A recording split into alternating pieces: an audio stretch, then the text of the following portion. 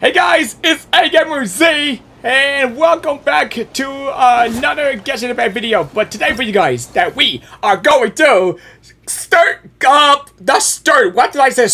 Skirk Story quiz, and it's called Chrissy Yamada. Yeah, let's do it. Let's go, man. Without further ado, let's begin. And wow, that's far away. Where in the world are we going? Oh, wait a minute, it started in Leeway. Oh man, I didn't know it'd go that far. And there's Baichu. Ah, look like we had a special guest. Oh, Shang is the voice actor that came back. I mean, I wish we get all the voice actors coming back, but still. Traveler, Paimon, welcome. What can I do for you? Oh, and Baichu is back too. It's the Traveler. He looks absolutely beat these days. He has these huge dark circles around his eyes, like he hasn't slept a wink. Wait, he got bags in his eyes? Oh. And he keeps spacing out. You have to call his name several times before he snaps out of it. What do you think it is? Is he sick? Oh, so is Traveler prone to sickness? I find this surprising. I guess I could be... Very peculiar. In all the time we've been acquainted, this is the first time you've come to me with a health complaint. Come, let me take a look at you. Huh. Okay. I ain't never thought we got sick before. I mean, why we... This is the first time I ever heard that. Okay. Paimon does not like that expression, Baiju. It's not serious, is it? Complexion is good, eyes are clear, breathing is steady, pulse is strong. Okay. Physically, you appear to be in good condition, Traveler. In theory, your energy level should reflect that. You should be feeling right as rain. And yet, I do feel like something is off. Hence my concern.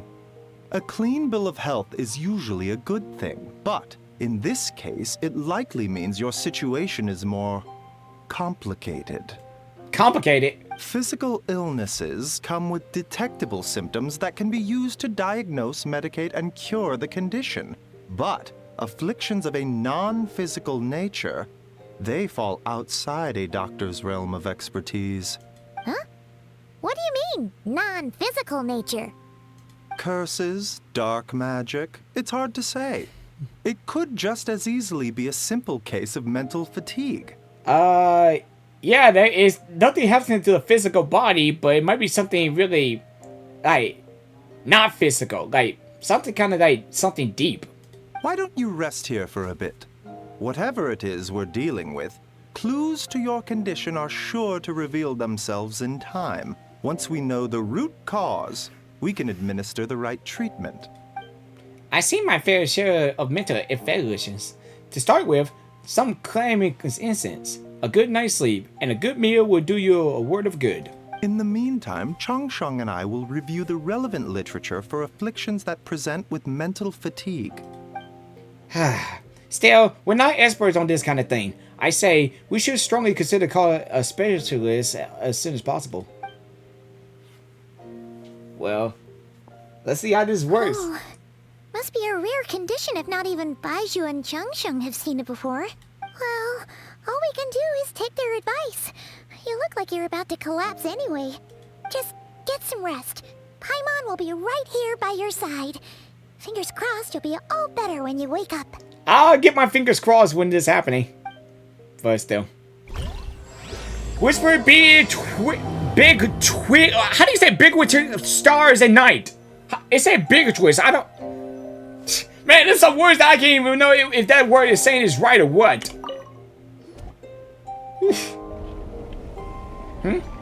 Hello?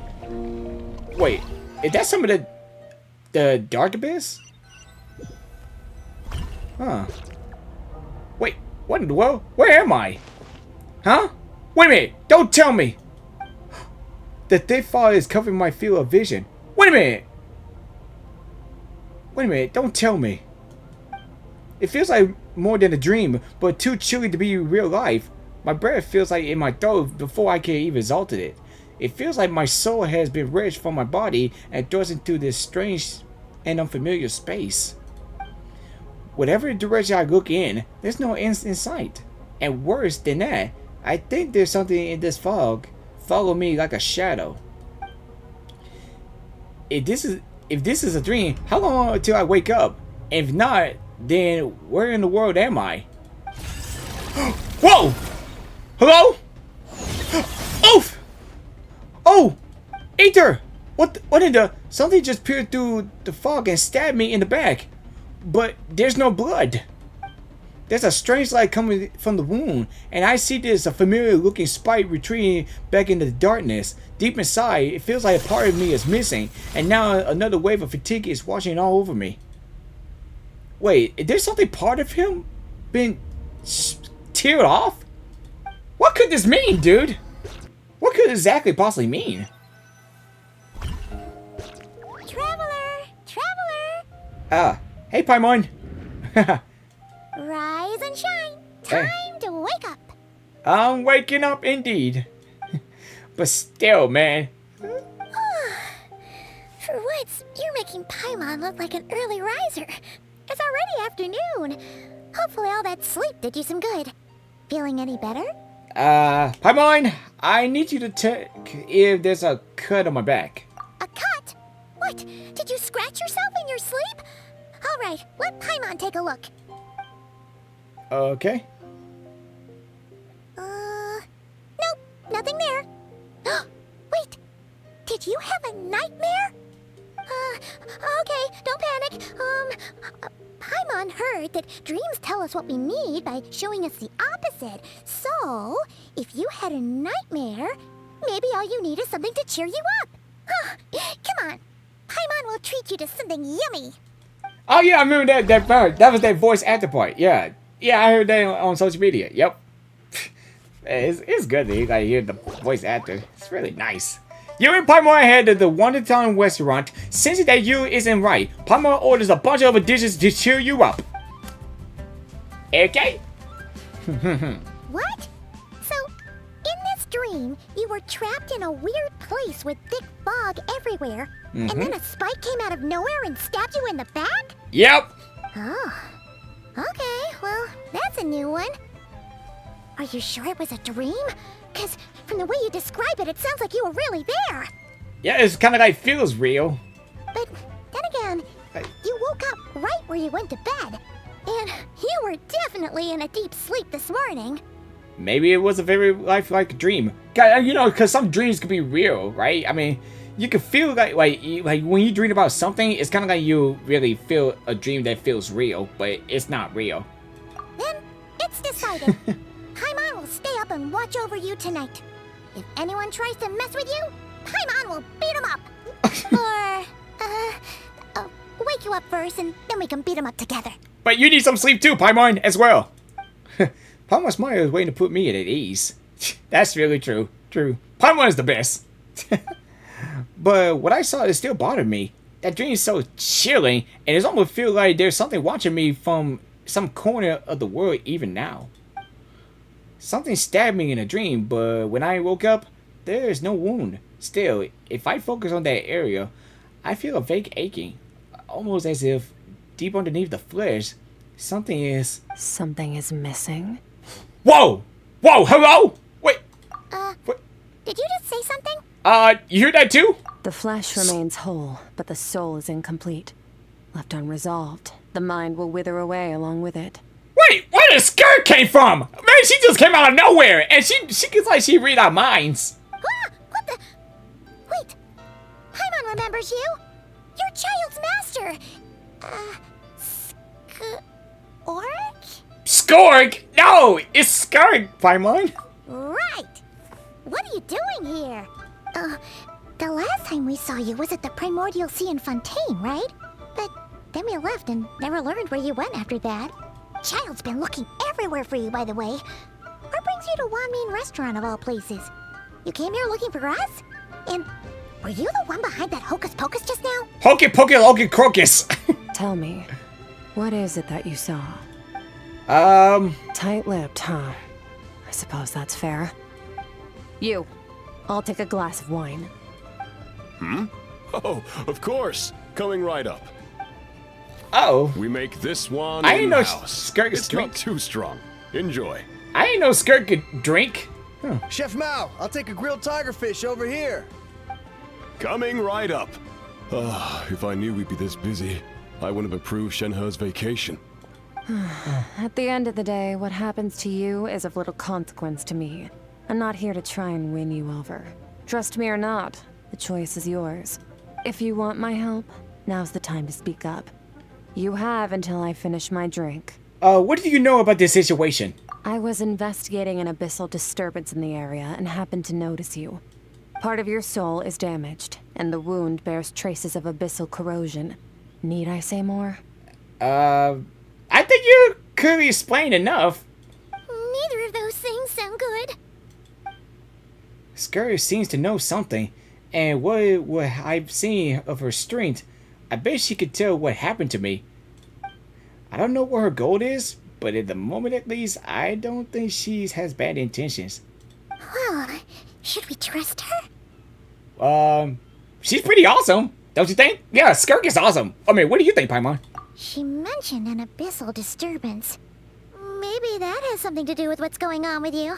But we could always find a different expert on the abyss to help us out. Not on a short notice. Yeah, and that thing she said about your soul being damaged is scaring, Paimon. Definitely something we should fix sooner rather than later. Okay, so we gotta find a way to get my soul back together, right? Skirk's an interesting one, that's for sure. But from what Child's told us, she doesn't seem evil, at least. 1, 2, 7, 10. That'll do. Whoa! She had more too? Well, have you made up your mind? Yes! Please help me! What I saw in the dark space shrouded in a dense fog would even disperse. You gave Skirk a brief description of your dream. So that's all we know, Miss Skirk. Ma'am, can you help us? So, you can disperse the fog. Mm-hmm. I understand. Come find me in the Gwali Plains when you're done here. Oh, and I left cash for the drink on the table. Settle the bill for me, will you? Oh, okay. Huh? Wait, and she's gone that quick? She disappeared. How? How in the world people get disappeared and then come right back? I mean, it's not magic, is it? No, it's not magic. Like, you and Paimon finish your meal quick and go settle the bill. Wait, hold on. You overpaid. Here's your change. Oh. Oh, no. This includes the drink, so it should be the right amount. I didn't think you two ordered a drink. We didn't. It was that lady who came and sat with us, remember? You brought it out to her yourself. You sure? I could have sworn there were only 2 of you at that table. Wait, he doesn't remember that Skirk was right there? Wait, how is that possible? What? Wait. It's like a ghost? Like, it's like he's seeing a ghost or something. What'd you put in their dish, Chef Mao? Some kind of hallucinogenic mushroom? You got them seeing things. Seeing things? Wait, so neither of you noticed her? Young lady? About this tall, wearing a purple dress? She ordered a glass of wine. And she got a purple hair and red eyes. Oh, now you mention it, that vaguely rings a bell. And it looks like I did open the wine jar, so it must have just slipped my mind. In any case, that settles your bill. Come again soon. It's kind of feel like normal people can't see her after all, but we the only ones can see her. How in the world is that possible? Chef Mao, check please. Coming.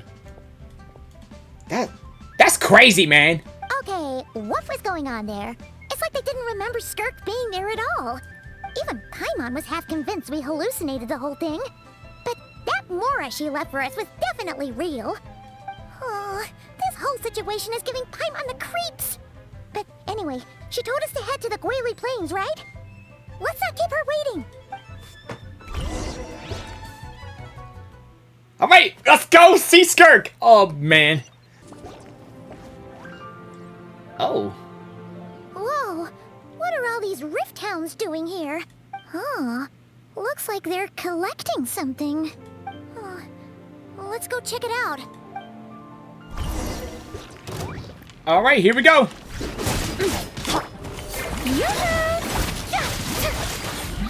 Show no mercy! Suffer the wrath! The Tentagoomite Excellent! Feel this. Boom!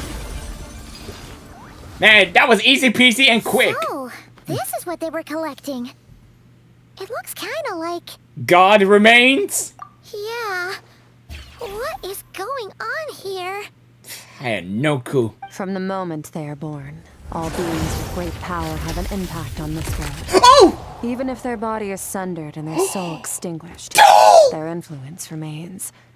Dude, she just wanted him and then just froze them without touching them. Dude, that's why I say she's broken. Gods are the most common example of that. The remnants of gods who fell thousands of years ago remain buried deep within the earth, carrying within them a warped will and a dark curse. Together, these remnants form what you call God remains. And it appears that some of those sealed here were dug up and removed. There are traces left, but they're fading fast. What are you doing? Nothing.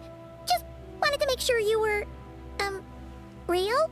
Yeah, I would say that she is not a ghost. I just want to be sure. She's definitely not a ghost traveler. Paimon poked her, and she's solid. Well, after you left the restaurant, the other diners act like you were never there. Your life hangs in the balance, and that's what you're fixated on? Strange set of priorities. It was just a trick to avoid being perceived. If someone notices me, those memories are erased. Simple as that. Oh. Unlike you, I have no desire to establish a connection with the world. The weak and the lowly have no right to remember me. They're lucky they only have a few missing memories to show for it. Now, can we please get back on track? Okay. Where were we? Right. The God remains. So, basically, there's now less of them here than there used to be, right? Isn't that a good thing? In our experience, God remains are 100% bad news. A lot of terrible things have happened because of them. Maybe it's a good thing by human standards, but power doesn't come from nothing, and it doesn't just disappear for no reason. The remains aren't just gone. They were taken. Like, a part of my soul was taken? Very clever, traveler. You aren't the only one who had something taken from you. There are victims like you everywhere. The only difference being, you can speak, and the remains cannot. So it went unnoticed. Something similar happened in Sumeru. Within the span of one night, countless consecrated beasts were slaughtered, and a large amount of the god remains buried in the desert went missing. Of course, god remains are just one of the targets. The culprit is chipping away at sources of power all over this world, including the Stella Fortuna above. Wait, you mean... the stars? 42 of them have died out in the past few months alone. In Conria, people believed that powerful individuals have corresponding Stella Fortuna. Even should that individual fall, their Stella Fortuna would not disappear, but gradually evolve into a new constellation. Yet now, stars are disappearing from the skies entirely, and it's not hard to deduce what's happening to the power they contain. Something has been leeching power from this world like a parasite steals nutrients from a host. And now, it's no longer satisfied with the remains of the dead. It wants you. Oh. This time, it only took a fragment of your soul. But next time, there's no telling how far it could go. But why me? Why does it have to be me? No one knows. All I know for certain is this. Getting back what you lost will not be easy. Oh. Well, if we have to go through these hard times to get what we need to get, well...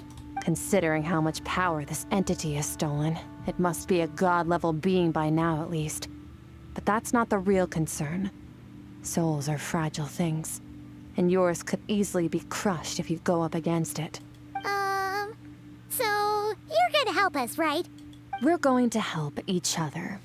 You are my ticket to uncovering this thing's true identity. Well, great! You seem super strong, and you know a lot about the Abyss, so Paimon will take it. Alright, thank you. Thank you very much. Don't get all mushy on me. All I'm doing is helping you get back to normal after a sudden crisis. Oh, okay. And I should warn you, getting mixed up with me can have unforeseen consequences. We're on very different journeys. You don't want to be in my debt, trust me. Oh. You help me uncover the truth behind this entity, and I'll help you recover what you lost. This is a transaction, that's all. You would do well to remember that. Oh. Now, come along. Oh, wow, that is so beautiful. Even purple's my favorite color. I mean, look at all this purple abyss. Oh, man, that's beautiful. But she made a portal inside? Yeesh. You'd think she'd be a little friendlier since she's agreed to help us. But nope. She's just like when we met her in the primordial sea. So cold. Yeah, she could be with a cold attitude, but I think once we do something about this, I think she might open up. Right? I mean, you know, sometimes you meet characters that you can just like they be so mean and cruel. That's why like we always meet characters and you thought about like, ah man, I don't know about that character because like she's so cruel and mean. But then somehow when you start opening up and know the backstory and know the story about them, yeah, I believe that she might open up, and especially she might not be that bad. Well, whatever. If that's how it's gonna be, then she doesn't deserve our friendship. What she does deserve is a super embarrassing nickname. Ah, Oh, Paimon's got it. Frosty the Lavender Melon. Serves that ice queen right. Frosty the Lover Melon. Oh no. I thought about making the song like that, but no. Anyway, the important thing is that we get that piece of your soul back. So, let's follow her and see what sort of plan she's got. All right then. Even this could be the first time going in. Oh man, I'd never been to the Abyss thing. Wow. Oh. Whoa, dude. Whoa, this place is way bigger than Paimon expected. Where are we? This is where I live. I suppose it's the closest thing I have to a home here. Whoa, it seems more like somewhere in the Abyss. It is. I brought you here because time flows differently in this place. Oh. I don't know how much Ajax has told you, but when he fell into this space, I mentored him for 3 months. In that time, only 3 days passed in the outside world. Ajax? Oh, Oh, Child's. right! That's Child's real name! Yeah, Paimon remembers him mentioning something like that. So, a month here is equivalent to 1 day in the outside world? That should mean we're safe from that power-hungry soul snatcher for now, right? Yes, well, I didn't bring you here just to show you around. In the outside world, the Traveler could be attacked at any moment. But coming here has bought us quite a bit of time. Now, we just need to figure out how to investigate that place you saw. The one full of fog. Both your description and the abyssal disturbance I felt point to that space having some connection to the Abyss. It could even be a domain similar to this one. The thief who stole that fragment of your soul is hiding there. But the Abyss is a chaotic and turbulent place. If we want to pinpoint their location, we need to see what that space looks like without the fog. Abyssal power can grant a special form of sight. Have you ever wielded abyssal power before? Nope. Not even once. Just only elemental. Okay. Do you plan to learn? Well, for now, no. That tracks. All the information you have suggests the Abyss is something sinister. And that abyssal power is a wild and dangerous force that always spells disaster. Yeah, even I really thought about that. Like, if, like, let's say this, like, if either could learn, use the abyss, use the abyss as power. Like, if the Traveler could just have the abyss power, just like Lumi has. I mean, that would be awesome. Well, we don't even know, but we just got the 7 elements, so. I mean, I'm looking forward to if either gonna learn how to use the abyss for power or something. And you're saying that's not true? Depends on your perspective. Floods and hurricanes take countless lives too. But if one day you gain the power to control them, what was once a calamity is now just another tool in your arsenal. I'll respect your opinion though. Just means we have to turn to the second best option. What's this? A little abyss crystal that contains my power. Wear it on your head, and we'll be able to perform dream mirroring when we fall asleep. Dream mirroring? It means experiencing whatever the other person is dreaming. everything they see, think, and feel. Whoa. Since you haven't studied the art of using abyssal power, and have no plans to jump in the deep end right now, I'll have to do the investigating for you. With dream mirroring, every time you slip into a deep sleep, I'll see with my own eyes whatever scene plays out in your mind. Then, I can guide you through the dream environment, and we'll take back what was stolen from you. Huh. You make it sound so simple. So all I need to do is wait. Tough to say. This is an unprecedented situation for both of us. Even assuming we do manage to find where this entity is hiding, like I said, getting your soul fragment back won't be easy. To play it safe, I need to give you some special training first. Wait, you're gonna teach him some of your martial arts? Oh yeah, we're gonna. Oh, that's what I say. Yeah, dude, I said it. Nah, I said that Skirk could train the traveler. Dude, I said it. I did say it before. I did it. Does that mean the next time we see Child, we have to treat him like our senior? Oh, now you thought about it? Ah, great. Oh boy, and somehow we might have to fight him too one day. Like, we know that if we be trained by Skirk. Do as you want. For my part, I don't see you as my disciples. You're already a pretty good fighter. All I'm planning to do is build on your current skills and train you for the specific scenarios that I think we might face. Okay. That's enough talk. If you're ready to do this, then come with me. Time might be more lenient here, but that's no excuse to waste it. Oh, she moves fast. Paimon can hardly keep up with her. So, special training, huh? Oh yeah. Kind of a rare opportunity. With your skills, there's not a lot of people qualified to train you. Man, I just thought about that. If Skirk could train Ether to learn a new power or something, dude, that would be awesome. The last time something like this happened was probably anti-Raiden Shogun training, right? Yep. Oh, feels like a lifetime ago. Man, that was the old times. Skirk seems pretty strong too, though. Remember how she said that the all-devouring narwhal was just her master's pet? Maybe we really will learn something here.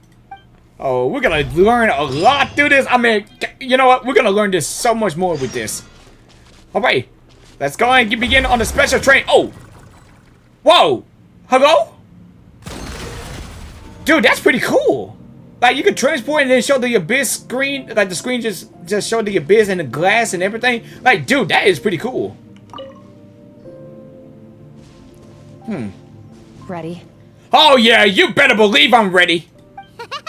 Bring it on! Ha! Your training will be split into 3 stages. Testing your blade work, elemental abilities, and reasoning skills. Oh, okay. We'll start with blade work. You're no rookie in this area, so I won't bore you with the basics. During your long journey, you've no doubt sparred with a lot of talented sword fighters. Consciously or not, you'll have picked up all kinds of techniques from them. You bet. There's Kaya, Master Jean, Kuching. Oh, and Kazuha, Ayaka. Yeah, we've met sword masters like you in every nation we've been through. You sparred with a bunch of them too, right? Nice to know it's all gonna come in handy now. Don't get too smug. In sword fighting, techniques alone are not enough. You need a cohesive system to bring it all together. A style or school of fighting. To use the human body as an analogy, your style is your skeleton, the foundation, the framework. Techniques are the muscles and other flesh attached to the bones. This is where your strength comes from. Oh. Improving your sword fighting is like growing that body. If your frame got bigger and taller, but you didn't add any muscle mass, you'd be weak and flimsy. Then again, if you packed on pounds of flesh without a big enough frame to support it, you'd end up bloated and unwieldy. Okay, I understand. You need to do some introspection. Take a good, hard look at your past experiences and figure out which parts of what you've learned are just techniques, and which parts can be used to form your own system of blade work. Only then will you get the full utility out of all your thoughts and observations along the way. Only then will every strike you deliver make perfect sense. Wait, is that it? Paimon thought you were gonna teach him some cool new moves. That's what I When thought. you went swoosh and opened a tunnel to another place. Yeah, that's what I thought. Or maybe some good sword techniques or something. I mean, I just thought about it. One day, you'll reach a new level of power where you realize that even that's as basic a trick as any other. But right now, our sword styles are so wildly different that teaching you mere techniques is pointless. There are no shortcuts in the pursuit of power. Failure is your best teacher, and rigor is your coursework. That's all I have to say. Time to make a start. Train until you're satisfied with yourself. All right. Now focus. Destroy the crystal columns as swiftly as you can.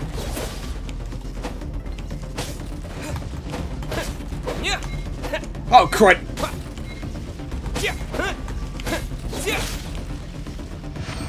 Oh, train around complete. Okay. This is making Paimon's head spin. That music, Hey though. there, traveler! Come on! Man, okay, this is like a good opportunity to train. I'm in the zone. The luminous power is surging through me. I don't see nothing different, but still. Oh, wait, special defense? Oh, okay. Some kind of something. They say something increase or something.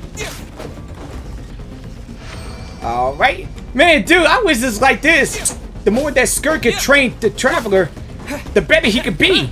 And he would be stronger than ever.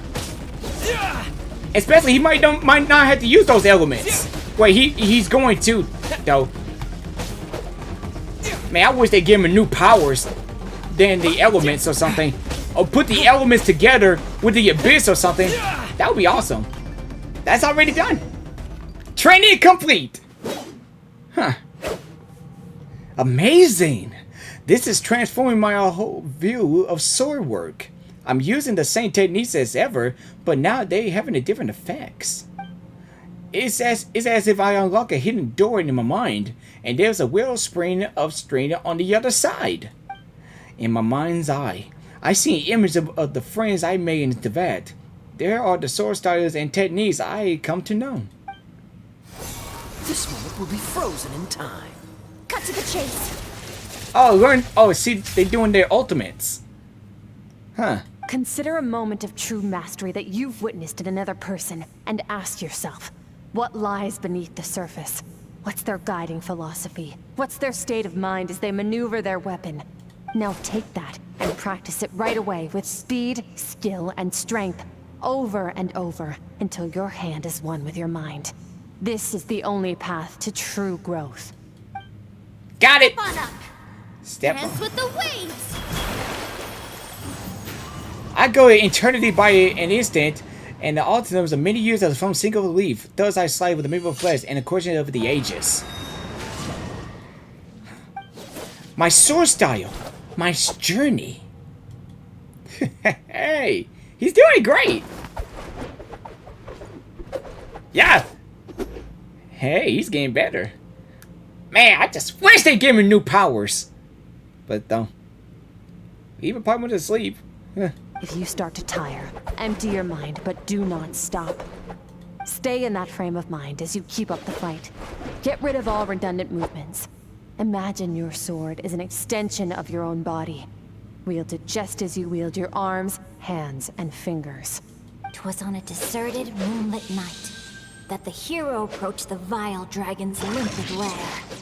Ring cutter!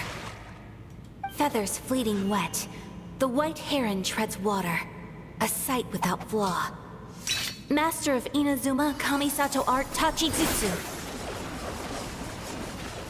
Huh.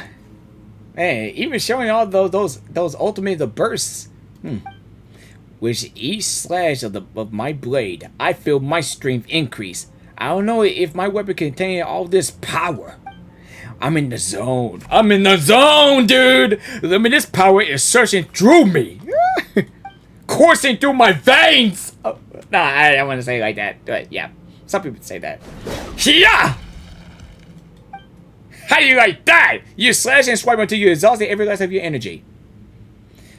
Man, that was some good training though. Yeah, but I guess he tired out now. Looks like you've made some real progress. That concludes your training session. Awesome! Paimon knew you could do it! How do you feel? Exhausted. As you should be. Time flies when you're training hard. You've actually been going for several days now with no rest. Yeah, meanwhile Paimon's had a whole bunch of naps. But you were so focused, she didn't want to interrupt you. Go get some sleep. I'll be doing the same very soon. Let's hope you see that foggy place in your dream, so I can get this investigation over and done with. That sounds like a plan. What? Sometimes, you have to practice a single movement 1 million, maybe 10 million times. 10 million? Before the breakthrough moment comes. Nothing in the outside world can help you in this process. The most important thing is to remain patient.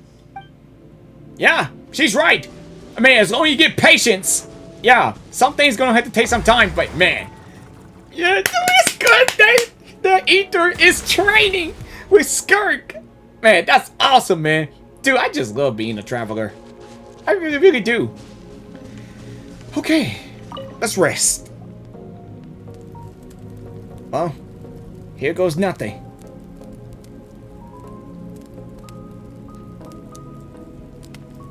Alright, let's see how this is gonna work.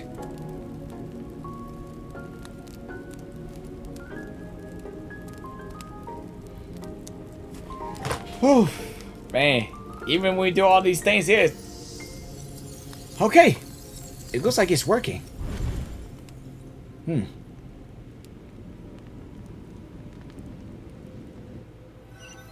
Whoa, this is the first time I see a white screen with those elements loading screen.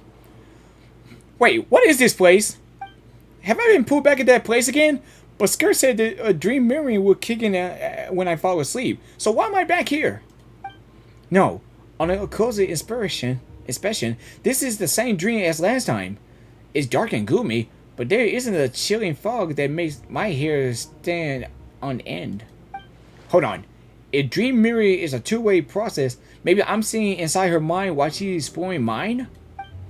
If this is her inner world, it's pretty bleak. I can occasionally make out of the sound of a floating stream, but on another day, it's so empty. Whoa! Hello? Wait, is that a little... What is that? What a strange looking creature. Where did it come from? I think it wants me to follow it. Might as well to see where it leads.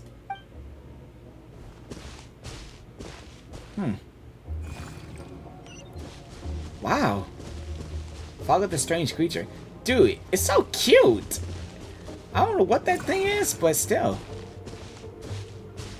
I mean, it looks cute though.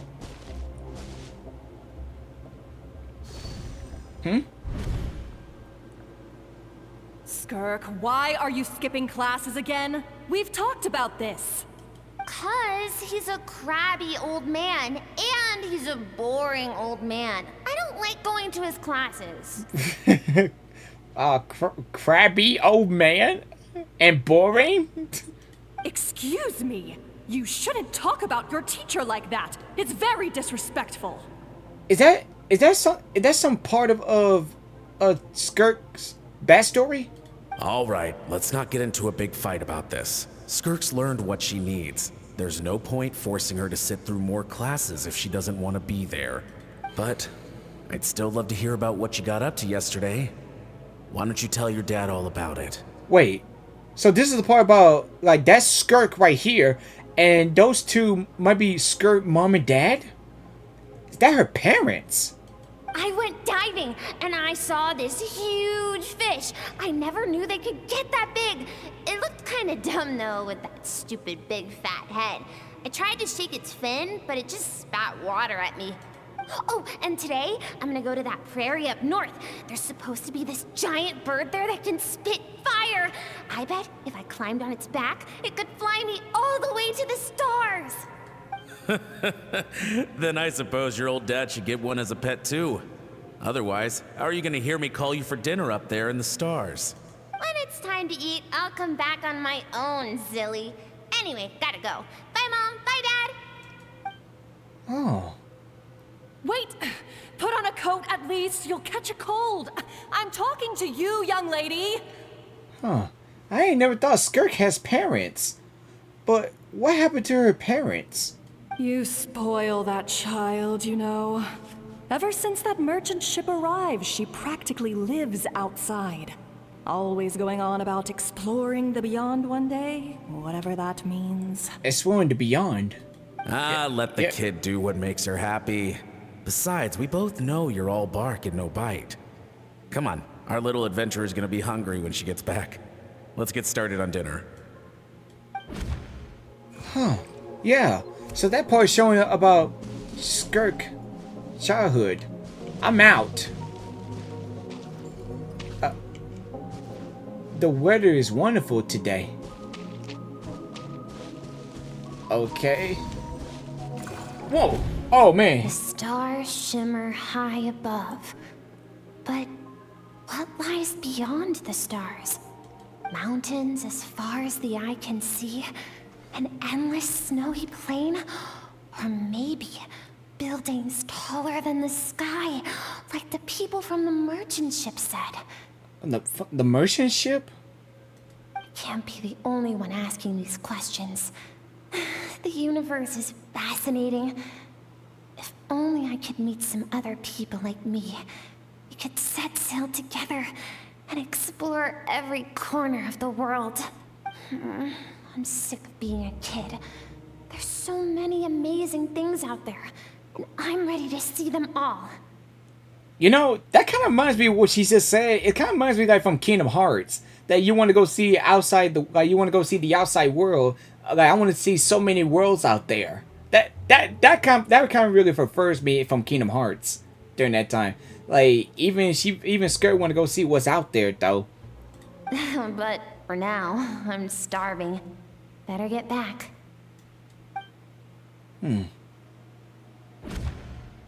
Okay. So she wanted to go see, like, want to see what the outside world looks like. Huh. What's that over there? What's over there? Something's going on? Even I had no idea what's happening right now. Don't let a single one of them get away! What? No, please, spare the children. Stay back. They're coming! Run! Help! Wait. Eliminate the threat. Take them down. Don't be scared. Ah! This way! Is this what happened? Make it! Wait. Fire. There's fire everywhere. What happened? Wait. This is the part that showed what happened to Skirk hometown, especially the townsfolk. I told you we shouldn't have trusted these outsiders. And that purple thing right there that looked like a purple soul. That's the outsider? That's that outsider right there? Why are you doing this? What did we do to deserve this? We welcomed you with our finest food and drink. Showed you the best our home has to offer. Gifted you cloth dyed by our own hands. And this is how you treat us? Run! Save yourselves! Oh man. Captain, Zone 3 is clear and we have Zone 2 surrounded. Cal is a soldier. Begin extermination. Remember the orders from upper command. No one is to be left alive. Why? Wait, exterminate them? Why are they doing this? Rest assured, sir. We have enough munitions to annihilate these savages and burn their entire civilization to the ground. Good. The only ones who put up a real fight are that man and his wife, correct? What's their status? We shot the man in the ankles and the wife broke her wrist attempting to fight back. They won't be doing much more fighting. They're holed up in their home for now, but they won't last long. To prevent them from making some kind of last stand, we're planning to clear out the other zones first so we can send a bigger squadron to surround them. Well, well. Turns out some of these beasts do know how to use their claws. Now the threat these savages pose will be undeniable. Let them cling to what's left of their lives for a little longer. Once the other zones are cleared, I'll cut off their heads myself. Dude, that's messed up, man. I tell you, even I think Skirk has a hard childhood. Even she got a, even it smells like something's burning. What's going on? It's like I thought she would have had great beginnings, but then turns out she doesn't have a great beginning in her childhood. Dad? Mom? Even her. Skirk, you're all right. Thank heavens. I'm so happy to see you, sweet girl. But you need to go. It isn't safe here. They'll be back any second. Oh. What happened? You're bleeding a lot. Dad? Oh. This is the place. Alert all units. Prepare to surround. So what happened to Skirk's parents is because of them. Run, Skirk! Run as far away as you can. Don't trust anyone. Your dad and I, we're not afraid to stare death in the face, but we need you to survive. My clever girl, so curious. You're already so brave. I know you're going to grow up to be such a positive light in this world. Whenever you miss us, just play this song. Remember, life is a gift. Don't let darkness claim it. Break down the door! Look what we have here. A savage that can pluck a tune. Well, the show's over. Man. You! Stop singing! Shut it! I said shut it or I'll make you! Fine. Have it your way! What's that? Dude, Skirk has a messed up childhood. I didn't know she was really going that far like that. Man, that's messed up, man.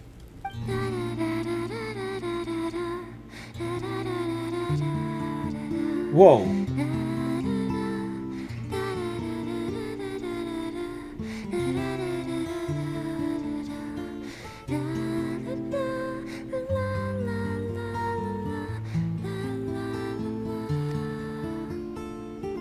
Dude, she sounds so beautiful.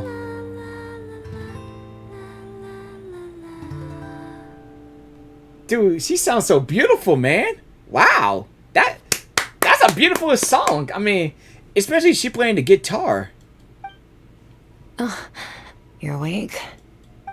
Uh-huh. But dude, that's I found a few clues while you were asleep, but it's only a start. Now, time for the second stage of your training. This time, the focus is elemental energy. Come find me when you're ready to begin. Huh. Well, now I understand. Alright, let's get on to the second training, man. Man, staying in the abyss feels so surreal, don't you think? No day and no night. It's like time hardly exists. If we weren't careful to keep track, it feels like we'd have no idea how long we've even been here. Yeah, it really feels like that. Well, except for the fact that Paimon still gets hungry like clockwork. You go do your training. Paimon's gonna grab a bite. Alright, Paimon. Alright. I'm ready to start. The way I see it, the pursuit of power is divided into 3 stages. The first is mastering the use of standard weapons. Next is learning how to harness natural energy. And after that, you're free to challenge even higher dimensions. The natural energy of Teyvat is, of course, elemental energy. But that's not my area of expertise. I draw from a different source of power. A different source of power? Abyssal power, yes. Also known as the power of the Void Realm. My master, Sertologi, is a true expert in that area. After all, he was one of the group of 5 that infamously stole the all-encompassing power of the Abyss. An act for which the people of Conria gave them the epithet, the 5 Sinners. Yeah, just like Dansley told us about. Yeah, the 5 Sinners. The elemental energy of Teyvat, on the other hand, is derived from the power of the Light Realm. These 2 forms of energy exist in direct opposition to each other. Suffice to say, there's not much I can teach you this time. But it almost seems related to Cryo in some way. A keen observation, traveler. Call it respecting local norms. The Abyss stands in direct conflict with the will of this world. So, to make my life easier, I disguise my power to make it appear cryo-like in nature. Oh, so it was a fake cryo. Okay, but it's not the real cryo element. Okay, yep, I understand. It's a technique I learned from some Conrian ruins, known as the Seven Shifting Serpent. If you ever change your mind about delving into abyssal power, I can teach it to you. Abyssal power doesn't suit me, but I had the ability to purify abyssal power. So I've heard. You seem to have a knack for removing abyssal power. But is purification really what's going on there? Like I said, power does not simply disappear. Wait, what are you trying to say? Just thinking out loud. Let's focus on your elemental training. That's what's gonna help us if the situation gets tricky. True growth comes from adversity, but only if you make the choice to pick yourself up again every time you fall. So, it's time to push yourself to the limit, and then keep pushing. This is the only way to advance at pace. Use the power of Animo to clear the field as fast as you can. Okay. Disappear! Disappear in the mud sea of the butterflies. Illusion of the past. Water jet! Alright, train complete. Woo! Man, along my journey, I gained different elemental abilities in different lands, but I never trained them all at once like this. Yeah, that's pretty cool to train them all at once. You need to understand what makes you special. The ability to wield elemental energy without a vision and switch between the elements at will. It means your aspirations need no approval from the gods. Your power is not bound by the rules of this world, so be bold. Do not be afraid to chart your own path. Graceful as a wind, tough as stone, nimble as lightning, flourishing like flourish. I can feel the power of the elements flowing through me. Sometimes I feel as peaceful as a flowing stream, other times surging like a raging river. If I close my eyes, I almost hear their voices, but it's not like some old wild beast battling me and don't mean it. It's more like saying hello to an old friend.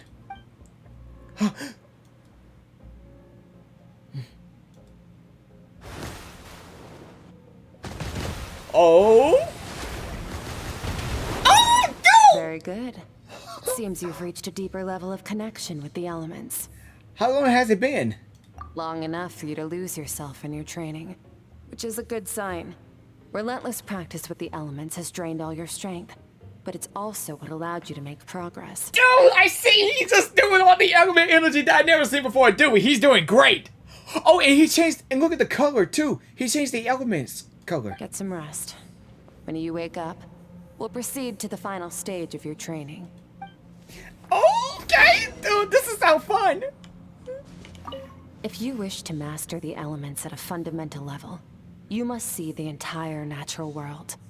Nature in all its places and forms. That is part of what it means to be a traveler. Well, that's some good deep meaning. Thanks, Skirk. I really needed that. That's what I would say.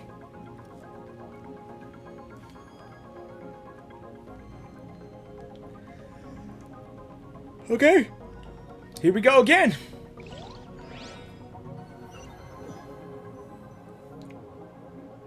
This place again. Oh, did you bring me here?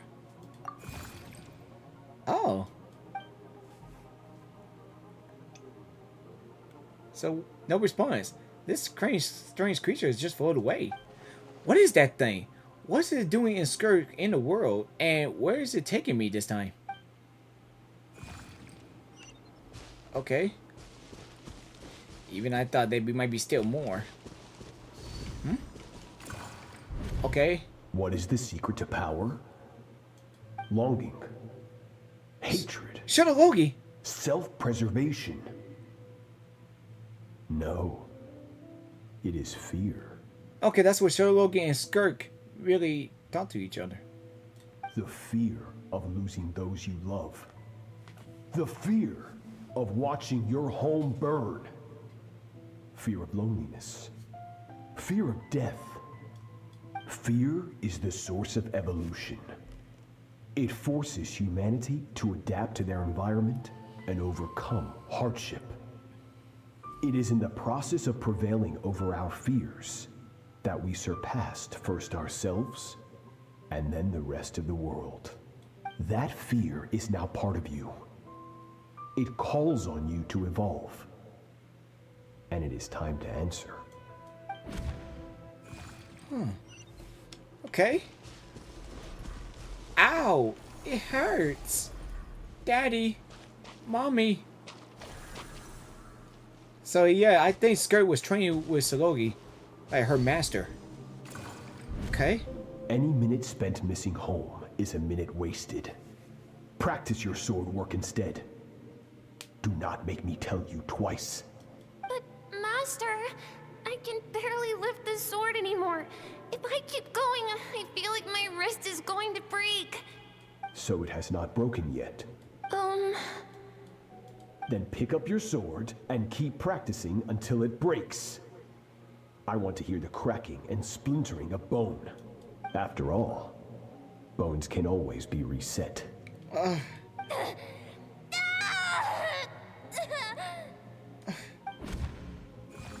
Man, even Skirk gotta go through this some hardcore training. I can't breathe.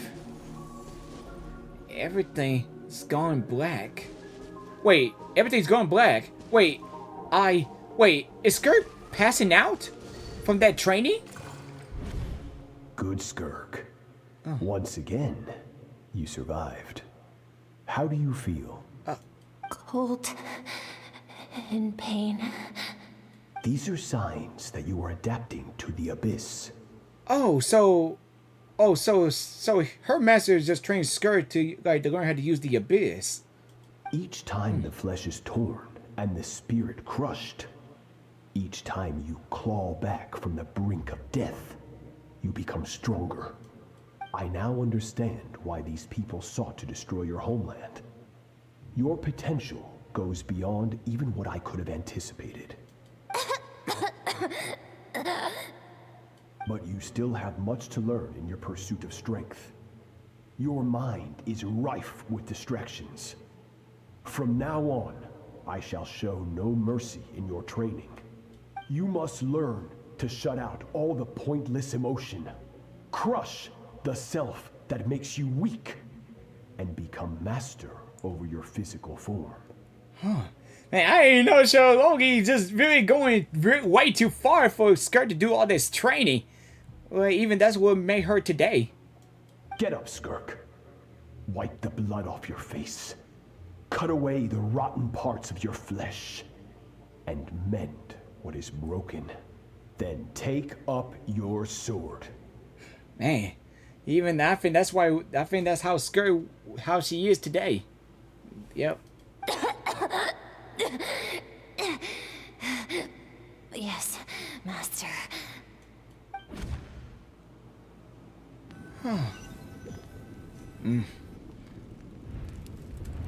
The dream is over, but I can't get that suffocating, oppressive feeling out of my head. I have so many questions about Skirk's past. Like, where does she come from? What has she been through? You're up! Hopefully you got some good rest. Skirk said to tell you that she's ready to start the final stage of your training whenever you are. So, want to head over now? Or did you want to wait a little? I really want answers, but right now it's vital that I complete my training. Once that's done, I'll find a chance to talk to her. Okay. Here we go. We're going in. One less training to go. All right, let's do it. Oh. From your training so far, you have gained better command of the sword, and more control over your elemental abilities. It is all thanks to your guidance. That's only part of it. Experience is the real teacher. Your journey, the friends you have made, the dangers you have faced. These have taught you more than I ever could. Now, it's time to focus on how you react under pressure. You must be able to think rationally, even in unpredictable combat situations. To simulate this, I'm going to attack, and you're going to block. Ready? Oh, yeah. Learn how to block. Yes. Give me your worst. Not bad. That defensive stance looks near unbreakable. Just like your sister. That reminds me. You still don't know what happened to her, do you? Wait, she know about Lumi? Oh! Oh! We got distracted by it! Hey, no fair! That's cheating! Oh. You think every opponent has the same moral code as you? You can denounce their deplorable methods all you want. But only if you live to tell the tale. The dead don't get to complain. Strong emotions will always arise in combat. Anxiety, anger, fear. But a true warrior is never at their whim. Only when you are free from the influence of emotion can you make the right choice, no matter the situation. Are you describing yourself? How amusing. Almost sounds like you think you know me. But you don't. You can choose your own path. We are not the same. Let's begin. Try to use reason over emotion. Make the most rational and advantageous decision in any given moment. This is your final training session. Look alive. Got it. So I gotta learn how to Same block. drill as before, but this time I'm going to interfere. Hold your focus. Not Man. bad. Better than I expected. Man, even this training was so kind of a little hard, but even I'm betraying myself. It's not easy to control my emotions. But the battle is overwhelming, but I can still focus all my attention on what my opponent is doing and how I should respond. It's almost like my emotions take a back seat. You're getting the hang of it. The first step to controlling your emotions is controlling your mind. You want a unified train of thought. It all comes down to focus. Focus. Focus on the battle.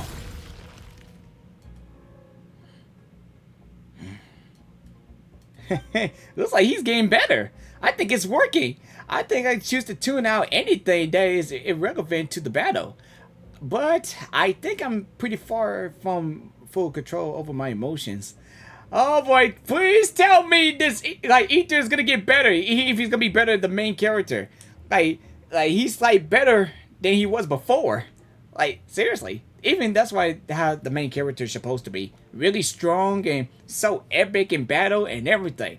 I think Ether will get started on that.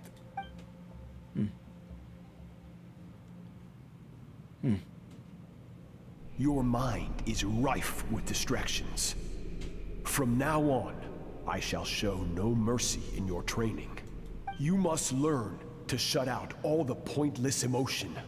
Crush the self that makes you weak, and become master over your physical form. Skirk went through the kind of training too, did she? How merciless does the training have to be someone substitute all emotion for pure reason? Stop. Let's pause here. One look, and I can tell your mind has wandered. That's to be expected. There's a limit to how long a human being can concentrate on one thing.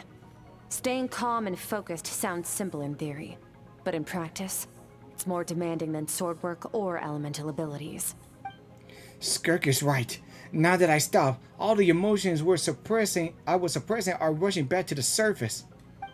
Pain, exhaustion, frustration, doubt, but exhaustion is the main one. I feel like I could fall asleep on the spot. Get some rest. No point training further if you're already dead on your feet. Like I said at the beginning, the only goal of this training is for you to reach a point that you're satisfied with. You managed to push past your limits, which is a good start. Yep. You can be proud of that and sleep well knowing that you've earned it. Man, I wish Skirk, because like, I wish Skirk keep on training Ether how he is now, and I wish he could be the better one, and maybe he might end up by using the elemental energy to use using good powers and everything. Warriors will train day and night to perfect their skills. But when the battle comes, their fate may be decided in a matter of minutes. One mistake, one moment of hesitation, and just like that, all their blood, sweat, and tears were for nothing. You need to push yourself to perfection, or you might not even live to regret it. Huh. Oh boy, it's time to rest one more time. Time to go back in the dream to learn more about Skirk in the past. Well, always the dudes that's train, sleep, and stuff, but yeah. Okay, what's next? What's next is going to be in Skirk's stream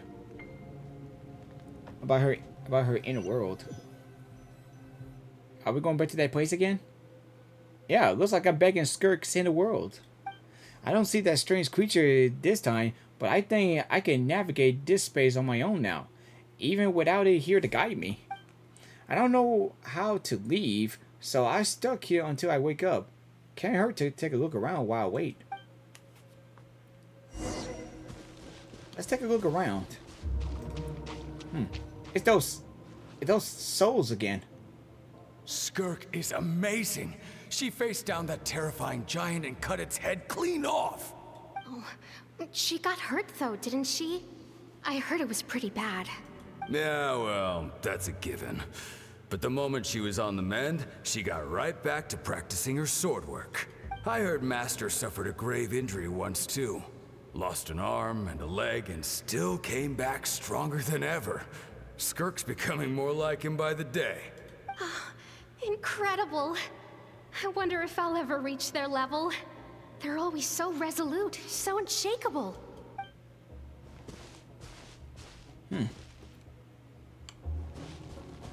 Alright, what's next? What? Is that Skirk's point of view? Pathetic. You're not even trying. You're so much weaker than you think. Skirk, have you become a positive light in this world? Do you even remember how many of us perished in that fire? How many bodies were left to rot on the scorched earth? Yet you alone live on. Keep your gaze fixed on your blade. You don't deserve to rest. I have so many questions. I just want to jump in a spaceship, explore the whole universe, and get answers from the stars. I just need to wait till I'm grown up. Then I can do anything. Now, you must bid farewell to who you were in the past and become someone stronger. Run, Skirk, run! Only death awaits us here. Keep running, and don't ever look back.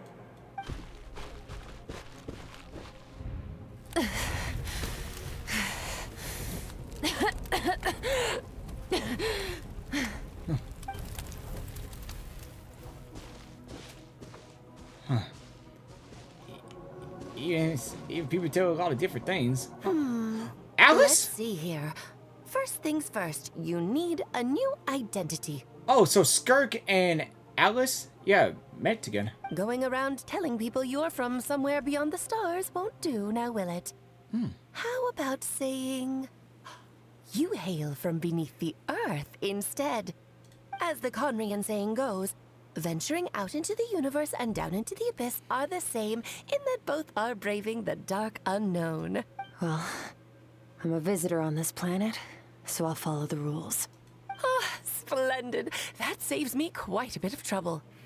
Let me offer you a piece of advice in return, although it might not be what you want to hear. I know the pursuit of strength is important to you, but taking a moment for yourself every once in a while is never a bad idea. Ignore her existence for too long, and there will come a day when you can no longer hear her voice.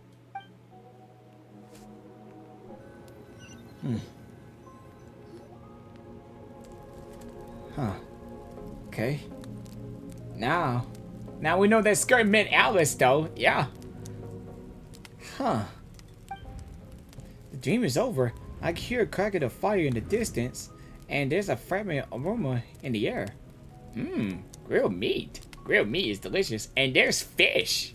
You're awake! Oh, Paimon. You must be starving, right? Ta-da! A barbecue feast just for you. Yeah, I'm starving. Of course you are. That's why Skirk and Paimon got this all ready for you. Dig in before it gets cold. Like, you two? Wait, so you best friends now? Ah, well, If you're around someone long enough, it's bound to happen. Plus, Skirk can cook. So, Paimon decided she can forgive the whole Ice Queen thing. Paimon's not one to hold a grudge. Here's an idea. Let's save the chit-chat until after the meal. Yeah, good point. That's a good idea. Cause I'm ready to eat. You're all digging in and making a quick work of the food. So full. Okay, it's Paimon's turn to sleep now. Wake her up when it's time to go. Okay.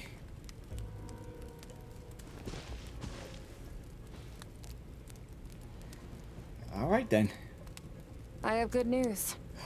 What could that be? First, your training is complete. You have what it takes to wield immense power. Now it's just a matter of putting it into practice.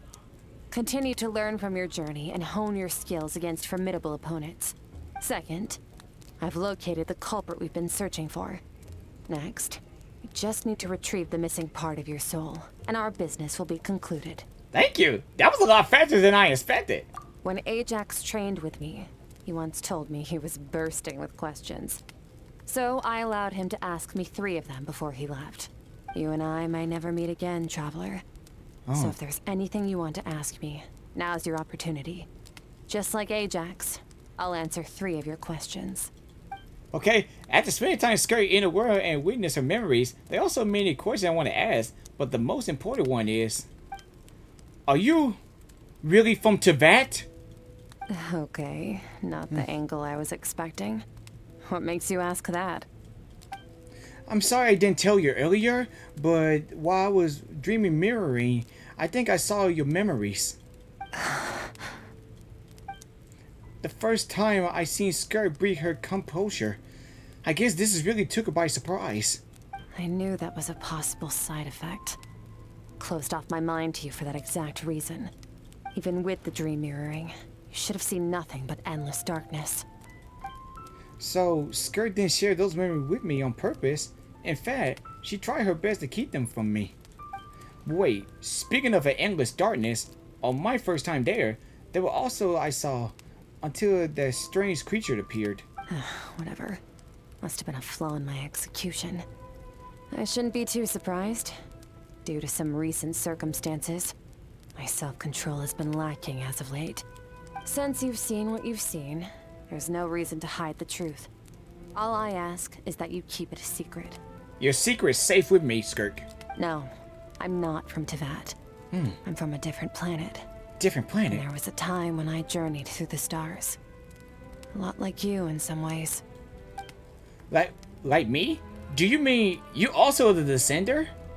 No, we're different in that respect. You're influencing the fate of this world. But me, I'm just passing through. Huh. Several hundred years ago, my master, Sertologi, opened the border between worlds and sent me here. But this is not my home. And one day, I'll return to the vast unknown of space. So, there you have it. On to your second question. Okay. What is your goal in coming here? To become stronger. For certain reasons, I need to bridge the power gap between me and my master as quickly as possible. But first, I need to understand the source of his strength. To do that, I need to follow in his footsteps. Walk the path he once walked. And somewhere along the way, I'll find out how to defeat him. That is my sole focus and purpose. Okay, now I understand that. Okay. You have one question remaining. Okay, one question. Skull's goal is to defeat the Foul. I heard how serious this is for her. I wonder what those certain reasons could be. But given how quickly she blazed through that answer, I doubt she wants to talk about it. I have one question left. What should I ask? You make it sound so easy. Ever since the incident I experienced there, I've never stopped searching for Master Skirk and that unknown abyss. But it's been years now, and I've still found nothing.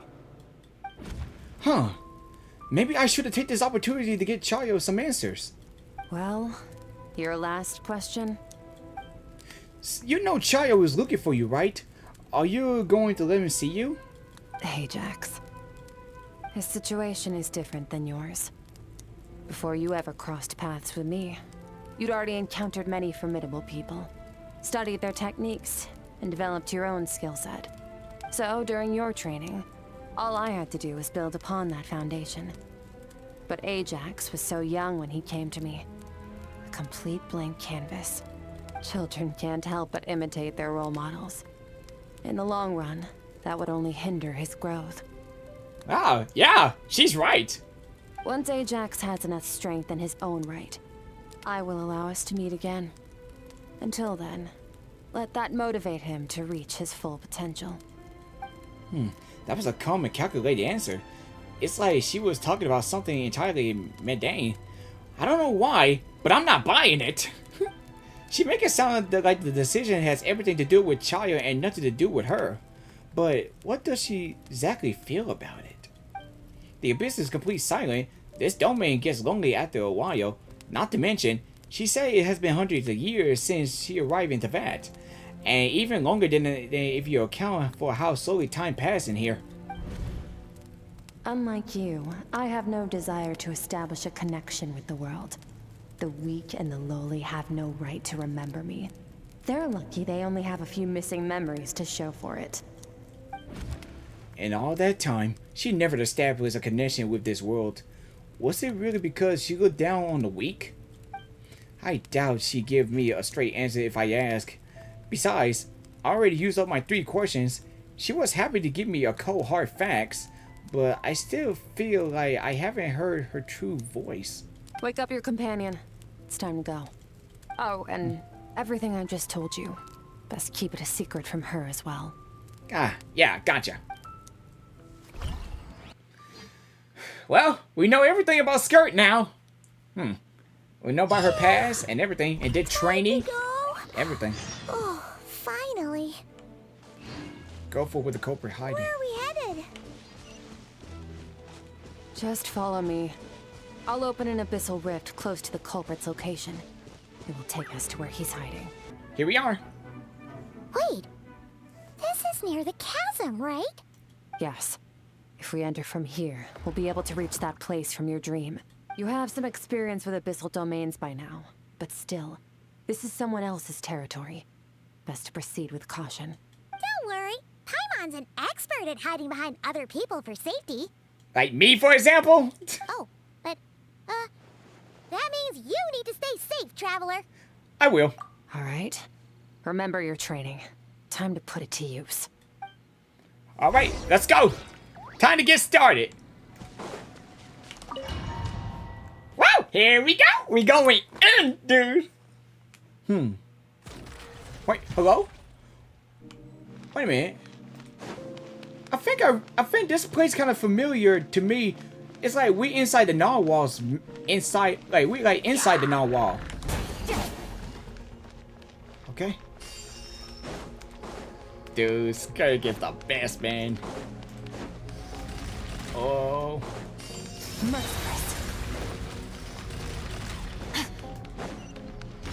Oh. Oh. Don't want to get hit. Oh man, that's a lot of them. Yeah, even I'm running out of stamina quick, man. Oh. Looks like this is a dead end. Did we make it to his hiding place? Ugh. This fog is making it impossible to see anything. This should be the place where you were attacked, traveler. Yep, that's the place. And dude, Skirk's outfit changed. Oh, dude, in the cutscene? Okay. The missing part of your soul should be nearby. Can you sense where it is? If I close my eyes and focus on the light that comes from my wound back, then yes, I can sense something, and it's nearby, but I can't tell the exact location. Nothing exact, but I know it's nearby. Our opponent must have covered his tracks just in case. Otherwise, you should have sensed it much more strongly.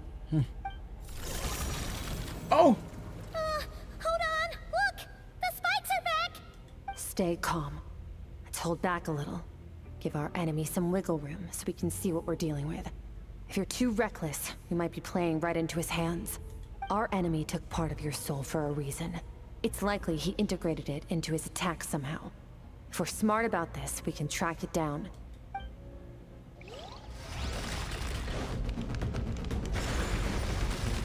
Oh, evade the spikes. Wait, that's all I gotta do? Just evade it? Oh man, that's a lot of them. Oh! Okay, I didn't okay. Good thing we did it. We evaded though. Uh oh. Yeah, here comes those spikes. Ah!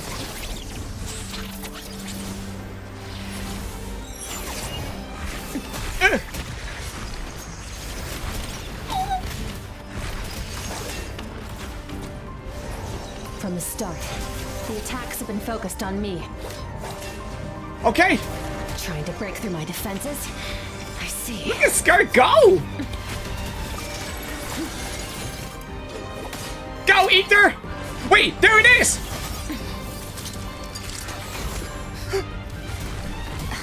Oh!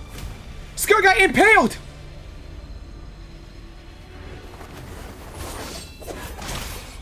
Ha! We got you now!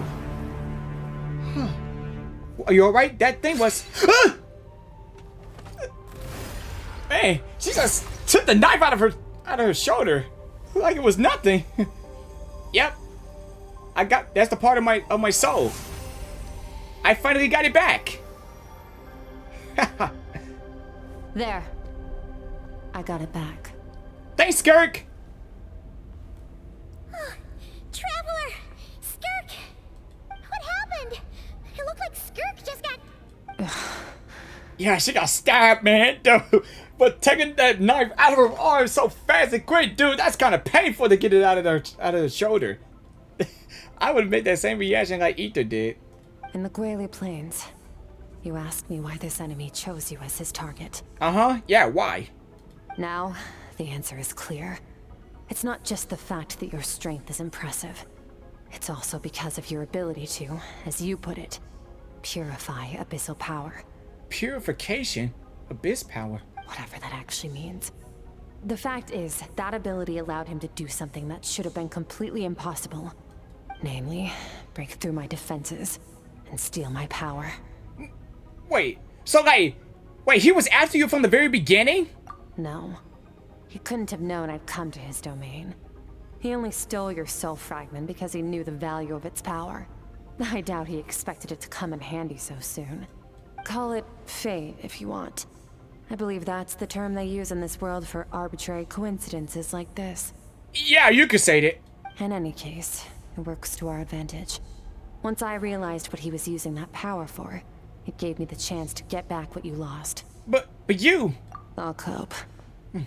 Well, done gorging? Good. Time to answer some questions. How did you get the power of the all-devouring narwhal? The all-devouring narwhal? Wait, what? Oh, of course! Paimon knew that spike thing looked familiar. It looks just like that narwhal's horn! Oh, now you mention it. Yes, now it's come back to me now. I highly doubt you acquired that power through your own strength. Tell me I'm wrong. You're desperate enough to scour the land for god remains and whatever vestiges of power you can find. That alone proves you wouldn't be able to defeat a creature like that. Which leaves one possibility. You know my master, the Foul, Sertologi. The Foul? Oh.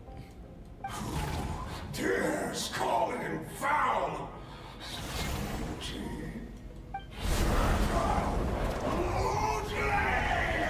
Whoa. Dude, calm down, man. Hey, it's like he having something against him. What's wrong? Bit off more power than you can chew? You're struggling to hold a basic conversation. Just a little longer.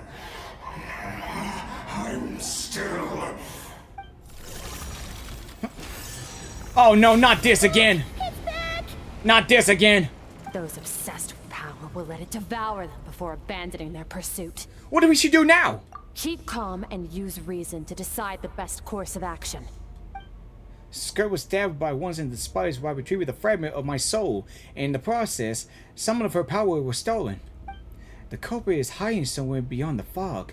I have a good understanding of his attack pattern and the fight just now. If we pursue him, our chance of winning are high.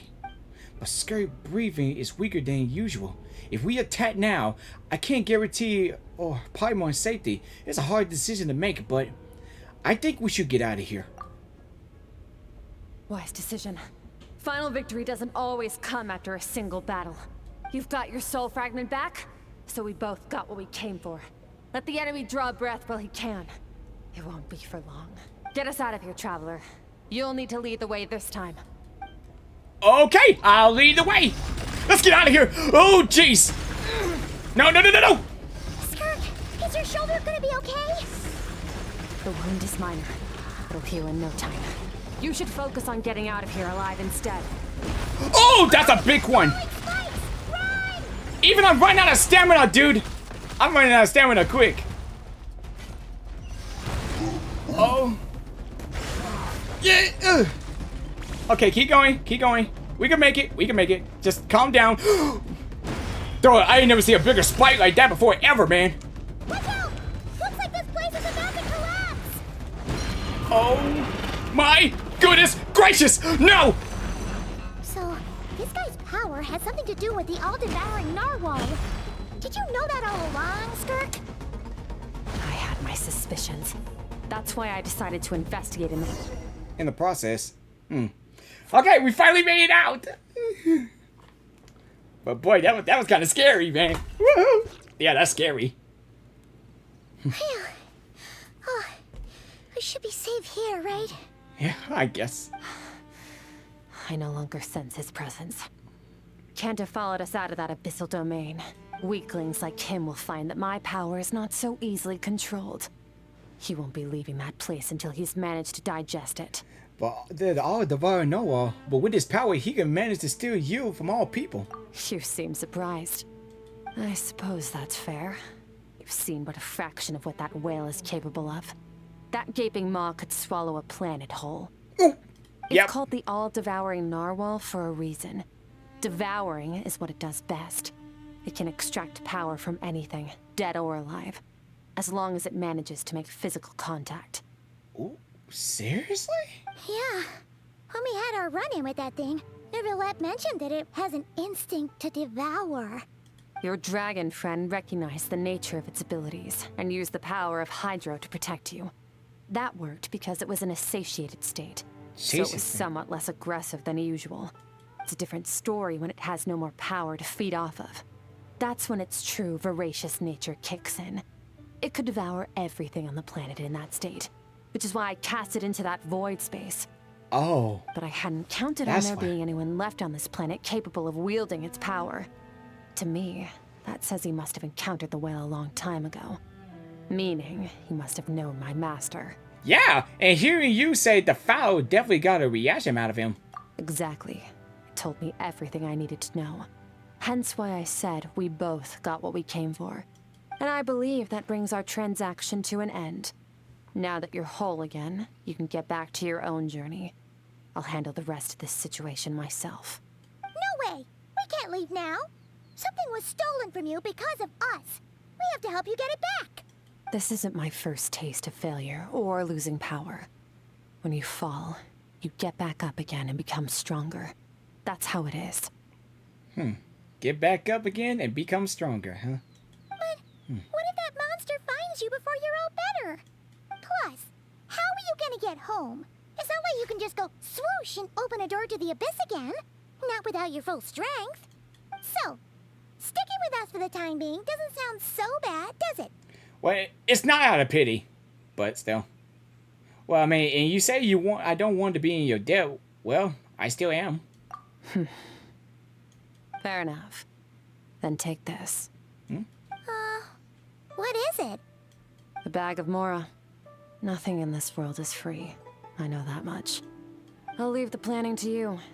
Hurry up and decide where to go. We shouldn't linger. We should take Skirk somewhere she can rest. But where? You're like my doppelganger. Paimon gets the feeling Skirk wouldn't like being around a lot of people. Oh wait! Baizhu said we could rest in the back room of the pharmacy, didn't he? Let's head there. He'll know something about Master. I'm sure of it. Next time, I need to be ready. How was the shoulder? Fine. It was just a scratch. It'll take time to recover my strength, of course. But adapting to situations like this is nothing new for me. Okay, but yeah, your outfits look different though. Oh, this. It's a star crystal suit. Abyssal energy is scarce in Teyvat. Wearing this helps me access it more freely. Oh, so it's called a star crystal suit. Oh, okay, cool. That's a cool name. It stores concentrated abyssal energy that I can draw from on the go. When the energy runs out, it reverts back to its original form. Oh, okay. Yeah, I mean, that is a pretty cool thing I can see. But that was really awesome. All right, let's go. Found somewhere to rest. Yep. Well, lead the way then. All right then. But it's really cool that she can like switch the suit. So yeah, so that suit's called a star crystal suit. That's pretty cool. I like it. And it's almost just like Furina's outfit too. Like even Furina could change it too, like this, right? Yeah, like that. Like her clothes is white, and her clothes are black, with different elemental powers. Yeah, I kind of like it. I like when you have characters with do two forms. It's really cool. Really cool. Whew. Huh. This bag from Skirk has a ton of Mora in it. Does she have a job or something? Wait, no. After what we saw at Wamin Restaurant, that seems impossible. Can you imagine? It would go something like, I'll be collecting my paycheck now, boss. Right, really, Paimon? Even Ethan got that face looking. Sure thing. Wait, who are you? Have we met? Can't hold a job if you make everyone forget about you. So, what did you do to get all this Mora? Claimed some buried treasure, took care of a few monsters that were causing trouble. Nothing untoward. It's safe to use. Even she heard everything. You heard all that? A sonorous voice like yours is hard to miss. I wouldn't be surprised if the sound of it traveled to the nearest mountaintop. Then, did you by chance happen to hear Paimon's little, joke earlier? You mean when you called me Frosty the Lavender Melon? Paimon was whispering he needs some work. No, sorry. Paimon totally misspoke just now. She didn't say that at all. It was, a Paimon lookalike. Yeah, she's a piece of work, that one. Always impersonating Paimon and giving people weird nicknames. Okay, fine. The truth is, Paimon didn't like you all that much at the start. But things are different now.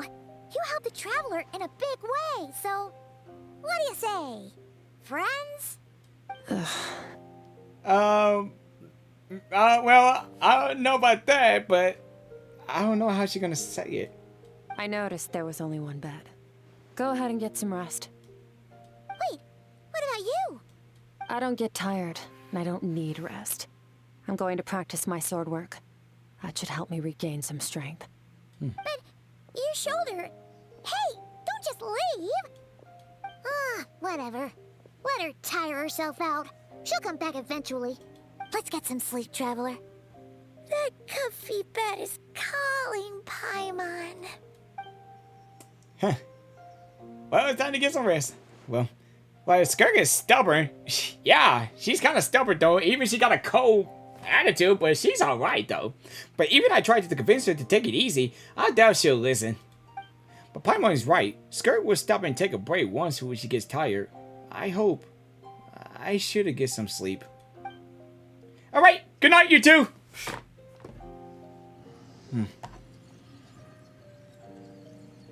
Okay, especially even I think... Cause even with all that abyss power and all, even I'd be thinking that she's not even human anymore. But still, Skirk? Of course she's acting like she didn't get stabbed in the shoulder. Huh. Something seems off with her though.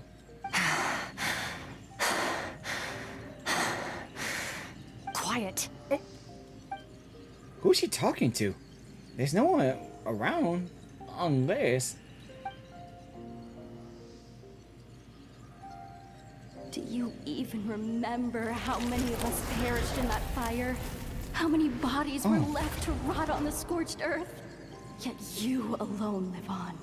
Oh, her mind is filled with nothing but her past. I guess that's what she's been thinking.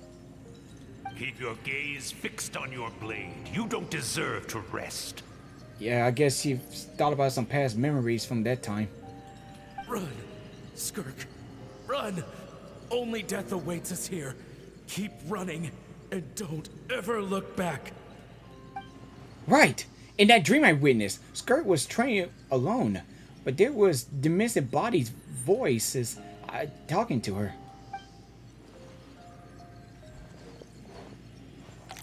One of them mentioned there was a fire. I wonder what happened exactly. If only she could just talk to us.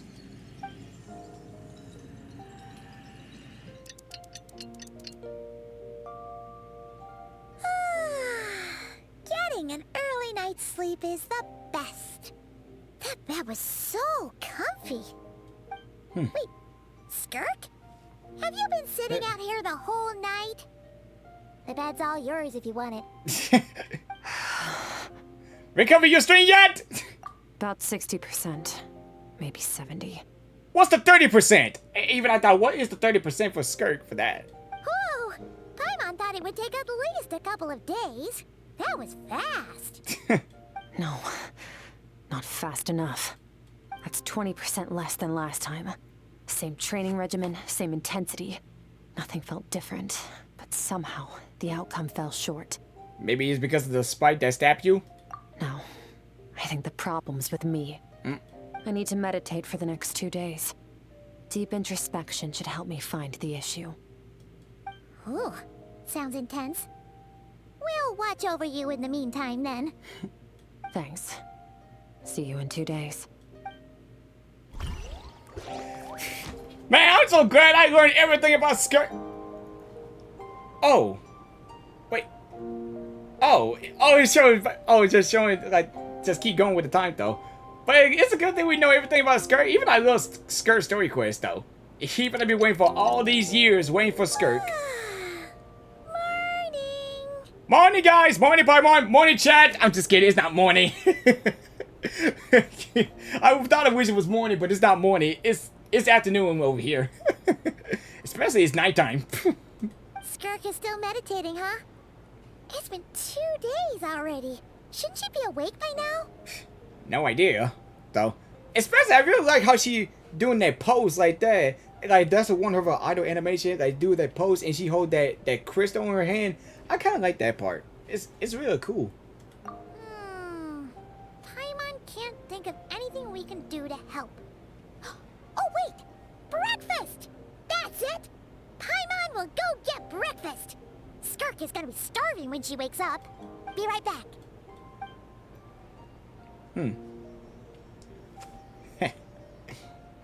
Well, Skirk looks so sincere.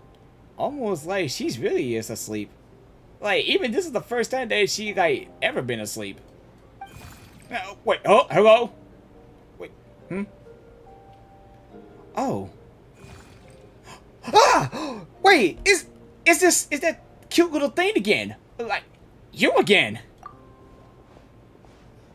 Wait, who is this little creature? This cute little creature? Wait, are they gonna... Wait, is it showing another memory of Skirk? Oh. Even it's so bright, man. It's so bright. Oh, man, it's so bright. Oh, this place feels familiar. But where am I exactly? Huh.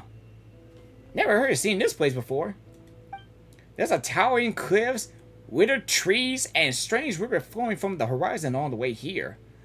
But it is broken up several times along the way. And a waterfall at each breakpoint. On the coastal expansion, the color of the water is changing. And the closer I get to the lower portion, the darker it becomes. Almost as if...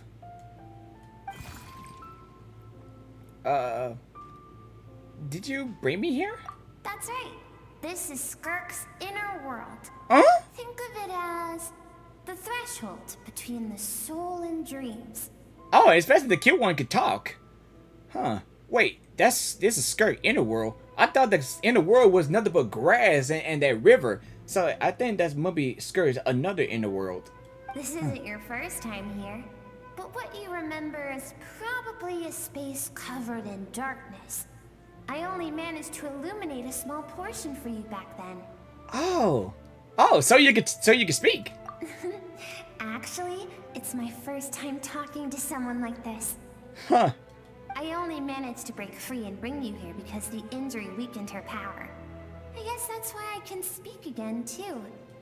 Call it fate, if you want. I think that's the word they use in this world for lucky coincidences like this, right? Yep, you could say that, but I mean, it's always about fate, is it? Now, before I take you to her, I gotta ask. You're the first outside visitor to ever come here, so what's your impression of this place? I mean, like, why there's so many cliffs and waterfalls? Oh, you noticed. Yep, all these cliffs and these pillars and something like that. What is that? This river represents Skirk's strength. Skirk strength? Strength accumulates over time. It is the summation of a person's lived experience. So this river is where all the fragments of Skirk's life should converge into a single stream of memories and emotions, flowing forward as one. Like, guys, it's so beautiful. Like, it's so beautiful around here. But it's just kind of like a sky. It's like from like up to the sky or something. But as you can see, this river has been severed numerous times. It's because Skirk doesn't like who she was in the past. Ah, I see. Not much to talk about. Paimon's voice actor was better after the change, and now at least it doesn't yell like a previous anymore. True that. Yeah, but I really like the voice actor of Paimon really better than it was before. And all she sees reflected in the river is a disgraceful shadow of who she was. She cuts through water and rock with the sword of reason, severs her connection with the past, and begins anew. Wait, that reminds me of something. You must learn to shut out all the pointless emotion. Crush the self that makes you weak, and become master over your physical form. This isn't my first taste of failure or losing power. When you fall, you get back up again and become stronger. That's how it is. So I see. So this is what Shiroki who taught Skirk to replace all emotions with reason. And since then, it's been a constant process of abandoning, refuting, and erase her past self. I suppose that's the secret to her strength. But it's such as a sad thing to think about it. But what does she have been through? Why does she have to be it this way? Why doesn't it be this way? The answer to one mystery invites another question, I see. Let's follow the river upstream. There among the cliffs, among the memories etched into her heart, lies the truth of it all. Soon, you'll understand everything. Like, dude, wow. What? Huh? Even Skirk's Inner World is pretty cool, especially even purple is my favorite color. It got the purple flowers, the purple river, and it, man, like, dude, this is awesome. Is that river's not made of abyss water, right? Ooh, it looks like a coastline. Huh, I recognize the drawing on the sand. Yeah, that's the part that we just saw from the beginning of the game. Yeah, even I thought about skirts and saw that. Even I never thought that though. Kinda like 8-9 vibes, right? Wait, if that's the picture I drew for Paimon? Why is it showing up in Skirk's memories? I've always thought that, even when falling leaves don't come from the same tree, they can still form bonds of kinship when they meet. Like meteors. You both made a journey through the stars. Uh-huh. Both travelers. Two who've travelers? landed on a planet that is not your home. Uh-huh. Yet, when she first noticed your presence, although she hesitated for a moment, she still chose to walk away, indifferent as ever. Why? If I think about it, it's not surprising at all. After what happened to one-time restaurant, it's also obvious she prefers to disappear from other people's lives. Like she's not existed. Huh. She hasn't been seen child in years either. I doubt she ever made a connection with this world of her evolution. Well, what I'm seeing is now a microsome of her entire life. Seems like you've answered your own question. Huh. Skirk sees herself as a trespasser in this world. She's made a conscious choice to avoid altering its path. But the reason for that decision stems from events much earlier on in her life. Even, not only she's like an outlander, but it feels like just like an outsider that doesn't belong into this world. Even, that's why she's like trying to avoid people, like as an outsider. Let's keep going.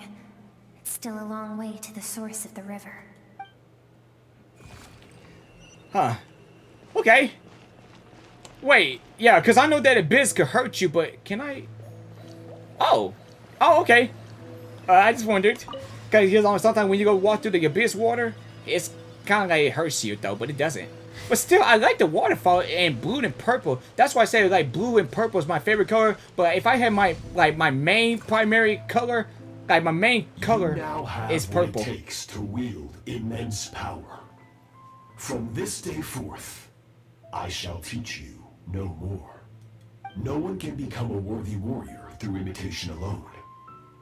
I have given you fangs and claws.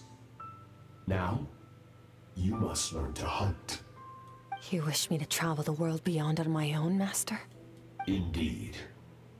Make new friends. Embark on your own journey. And piece together a new future from the shattered remnants of your past. We will still have contact through the abyss. But know this. One day, I will take the life you worked so hard to rebuild and reduce it to ashes. Just like the fire that haunts your mind. Dude, I never see anything like this, huh? So that's what Skirk Master really looks like, huh? Cause he was like a little purple little thing like that, but now it's kind of gonna be showing what he really looks like, and that void like that. Yeah, that's what we saw as Skirk's hand like that, huh? Why do you do that? Like back in 14th though. But yeah, why he want to crush everything that Skirk going through? I have told you before. Fear is the catalyst for human evolution. You have tasted loss. You have known fear so deep it can be felt in the bones. But as living beings, we all have an instinct to detach from that which harms us. And thus, pain dampens over time. And the acrid taste of fear becomes but a distant memory. Yet now, I have bestowed upon you the gift of fear eternal. It will drown you in the nightmare of your childhood, or it shall drive you to defeat me, whatever the cost. That figure next to Skirk looks familiar.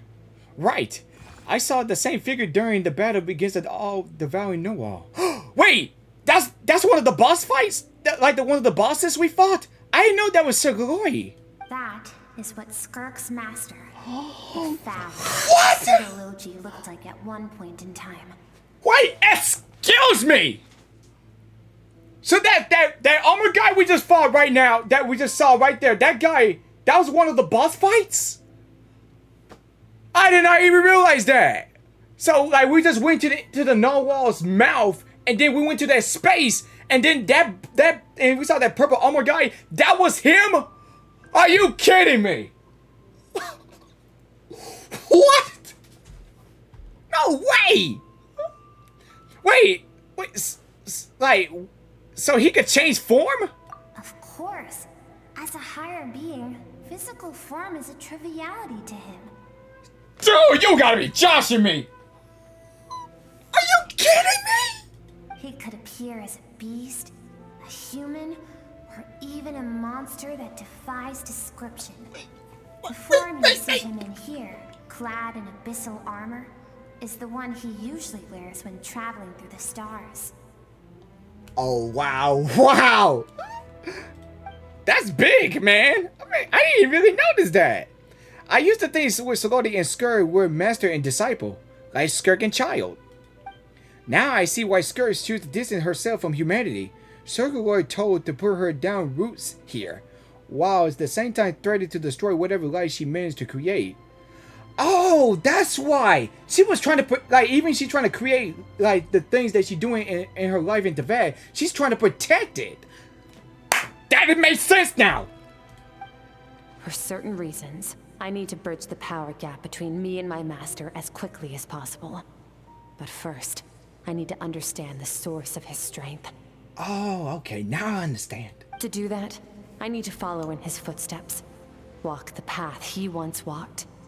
And somewhere along the way, I'll find out how to defeat him. That is my sole focus and purpose.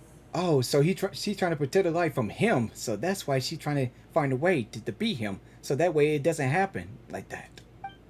So that's what she meant. But I still don't understand why Sugarloaf would do that. From what he did, what he said, I didn't pick up on the conflict between them.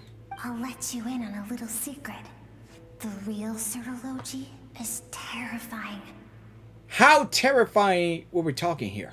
The scope of his power is impossible to understand until you experience it firsthand. It is absolute. The power to crush all things. Shall we keep going? Let's see. We're about halfway there. Huh.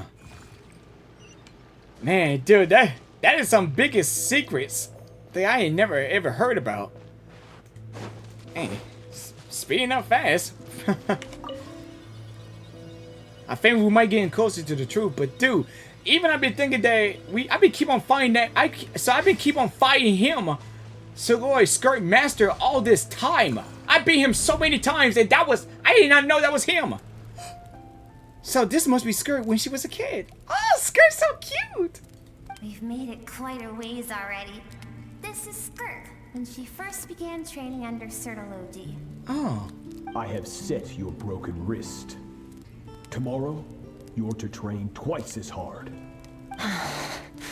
Hey, it's like he's trying to train her to the death. Like trying to like broken an arm and a leg or something. No tears this time. Good. Attempting to garner sympathy through tears is a habit of the weak. A pitiful, useless ploy. Can I ask a question, Master? Why did you save me? I keep thinking, maybe it would be better if I had died. I wouldn't be haunted by that fire all the time. I wouldn't have to go on like this. I saved you because I have a plan for you. It has been too long since I fought a battle that demanded my full strength, and I hunger for it. Every so-called genius and prodigy I have faced has crumbled like sand underfoot. Before me, even fate bends the knee. So, I will teach you everything I know. Train you by whatever means necessary, in the hope that one day, you might surprise me. But I don't want to draw my sword against you, Master. What you want matters little. Among the boundless sea of stars, the cries of the weak are but faint murmurs that disappear into the void. You of all people know that well. Yes, Master. Huh. From that day forward, all she knew was grueling training, emptiness, and fatigue. After some time, her talent bloomed, and she gained control over her emotions, like her master. How should I put it? It was not that human emotion disappeared from her heart, but that reason came to dictate all she was allowed to feel. I suppose it was at this point that she became the Skirk you know today. So Sotogoro saved Skirk from the disaster when she was a child and never tried to hide his ulterior motive. I suppose that leaves one final mystery. What really happened with the disaster back then? Sotogoro's final words to Skirk were cold and cruel, but Skirk's reaction made it seem like it was the truth that she knew all too well.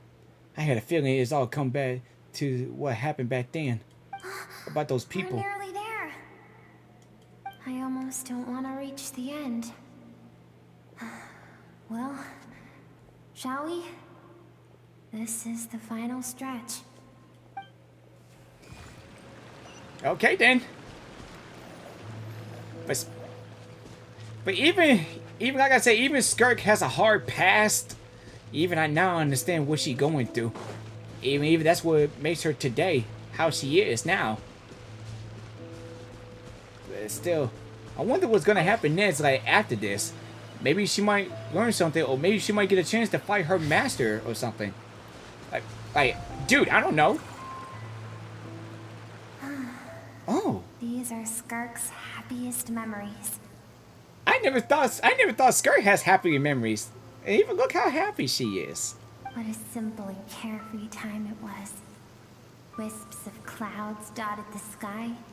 The sun bathed everything in golden light. And when song filled the air, not even the shyest of flowers could resist swaying along.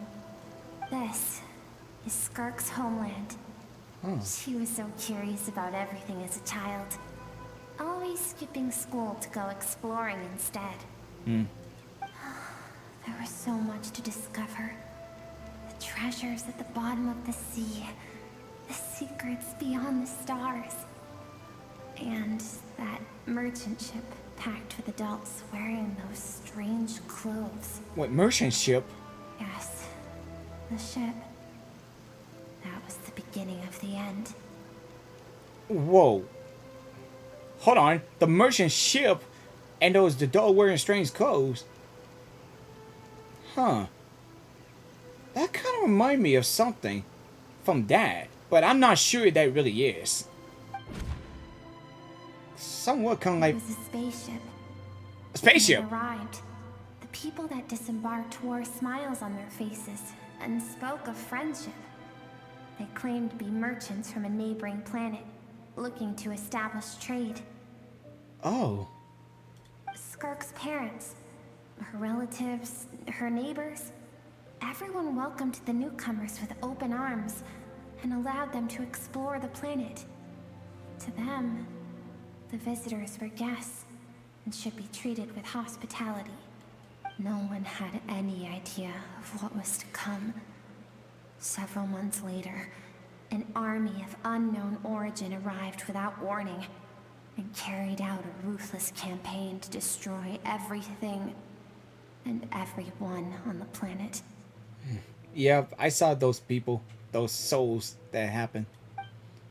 Skirk had skipped school that day, like so many times before, so she was not caught in the immediate wave of destruction. But when she came home that day, only fire and ruin awaited her. Countless people cried out to her for help. People she knew and loved. Friends and relatives. The little girl who lived next door. The shop owner with the bad leg. The bad-tempered teacher she had made fun of just that morning. Their lives were discarded like worthless trash as the fire consumed one life after another. Skirk was helpless. All she could do was run. And so she did. She kept running until an unexpected figure crossed her path. I can't believe she had to go through all that. Sorology hadn't been there in that moment. The fire would have claimed her life too. And there she would have remained, left to rot in the scorched earth, with no answer as to why any of this was happening. Why did those people destroy her homeland? Because she and her people were seen as a threat. A threat? What? Wait, did they do something bad? As the initial merchant ship explored the planet, they discovered that it hadn't always had the condition to support life. Yet there was evidence of human activity, even during the periods of extreme heat or cold in the past. Further research revealed that, over time, the people of this planet had evolved the ability to adapt to any type of environment or energy source. For that reason, The outsiders viewed them as a potential threat and decided to eliminate them before the threat could rear its head. And so, the army was called, and the so-called danger was wiped from the face of the planet. Just because of a speculation. They crazy. Senseless, isn't it? Yeah. Deemed a threat because of a gift they didn't even know they had. Perhaps it was their own innocence and kindness that doomed them.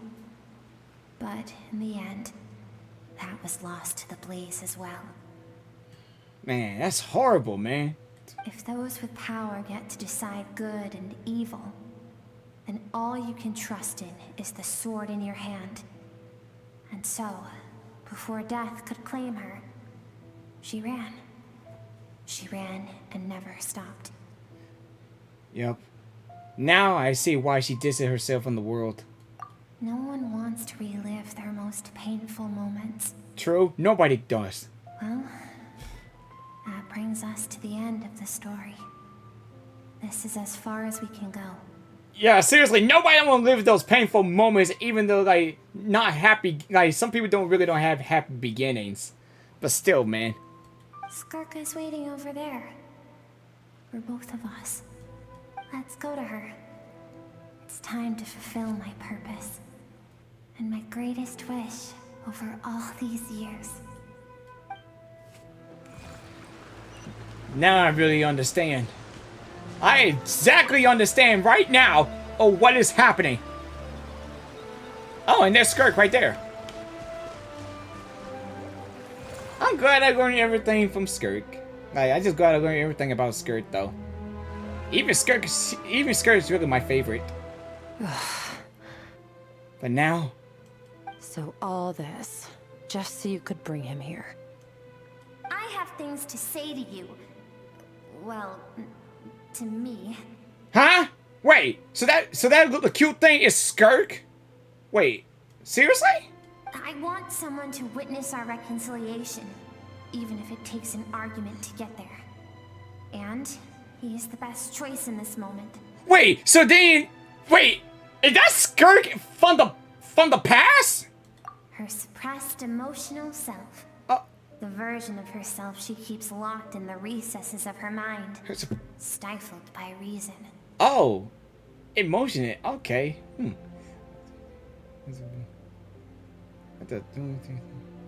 Okay. Okay, thanks.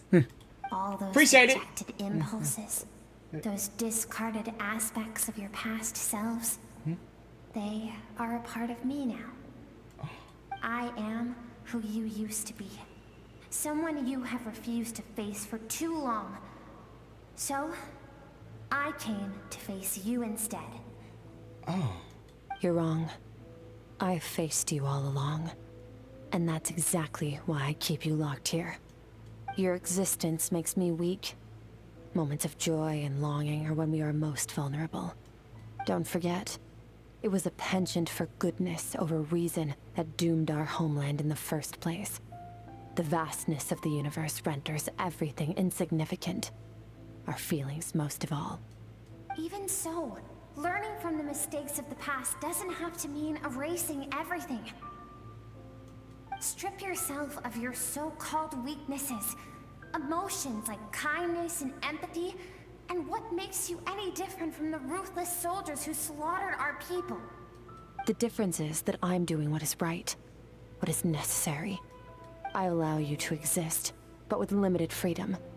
That is the greatest kindness I can offer. I have shouldered everything you couldn't carry.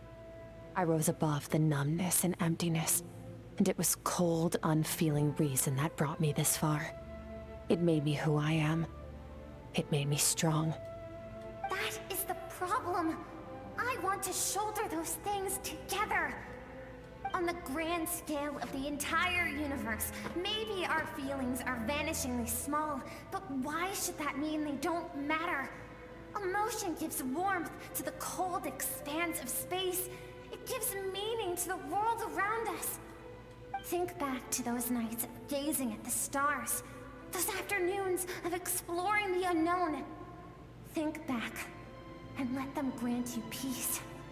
a brief respite from the pressure you put on yourself.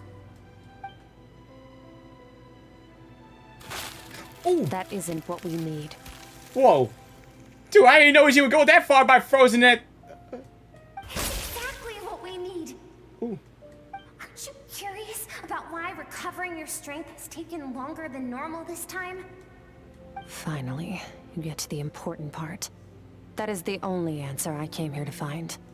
Then look around. Look at your inner world. You cast aside your dreams and curiosity, and in doing so, you lost your original motivation.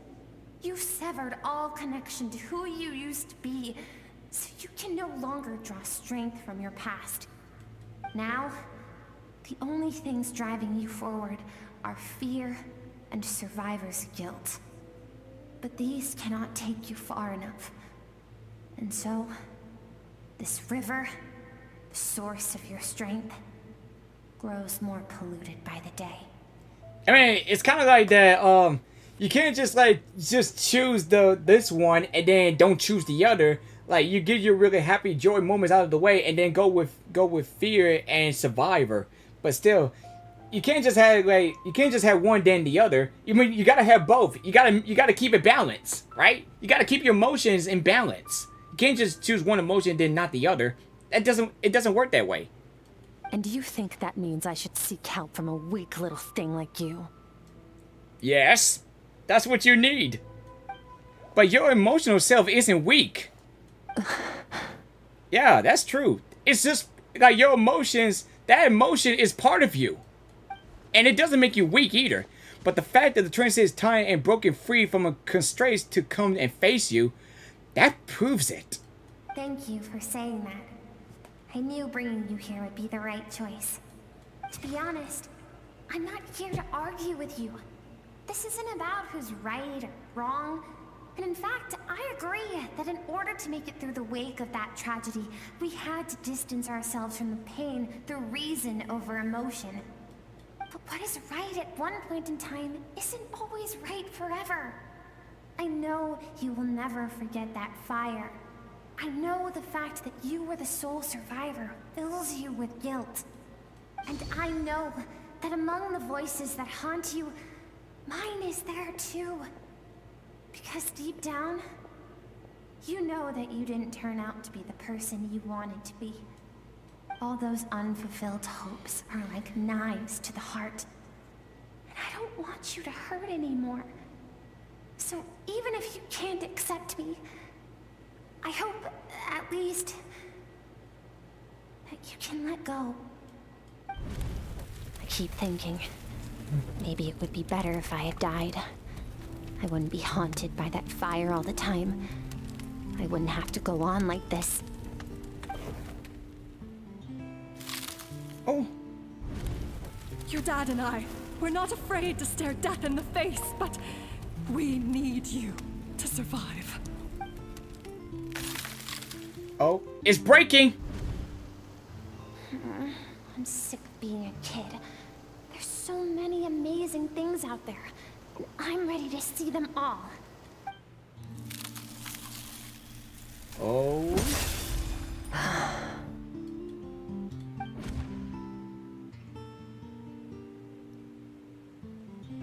I remember. There was a song Mom and Dad always sang when we went out to fetch water. Dancing water. The sand along your path is begging for your song and movement. Will you carry this burden with you on your journey? I am not the dancing water, and you are not the burdensome sand. But if this is your wish, then I will carry you with me until the end. Hey! I'm glad she made that decision and made that choice. Thank you. I should be thanking you. Oh. Oh, beautiful animation?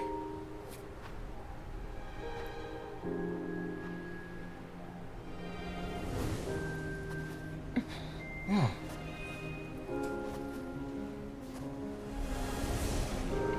Run, Skirk, run! Remember, leave no one alive!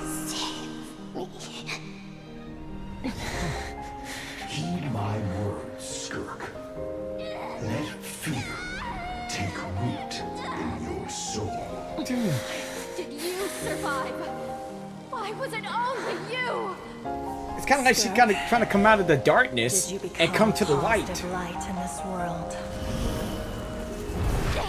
Like she's once fell into darkness, and now she's gonna get out of there and come to the light. That's what it looks like. Hey, this doesn't have to be the end.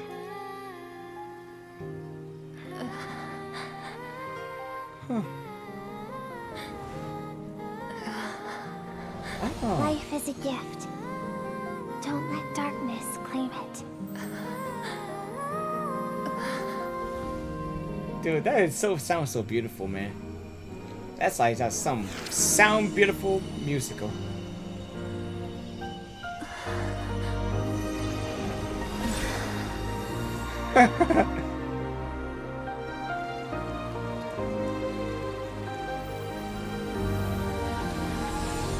Wow.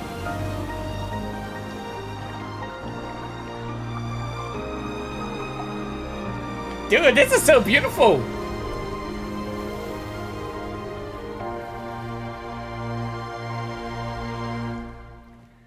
Huh. Man, that's like a good part.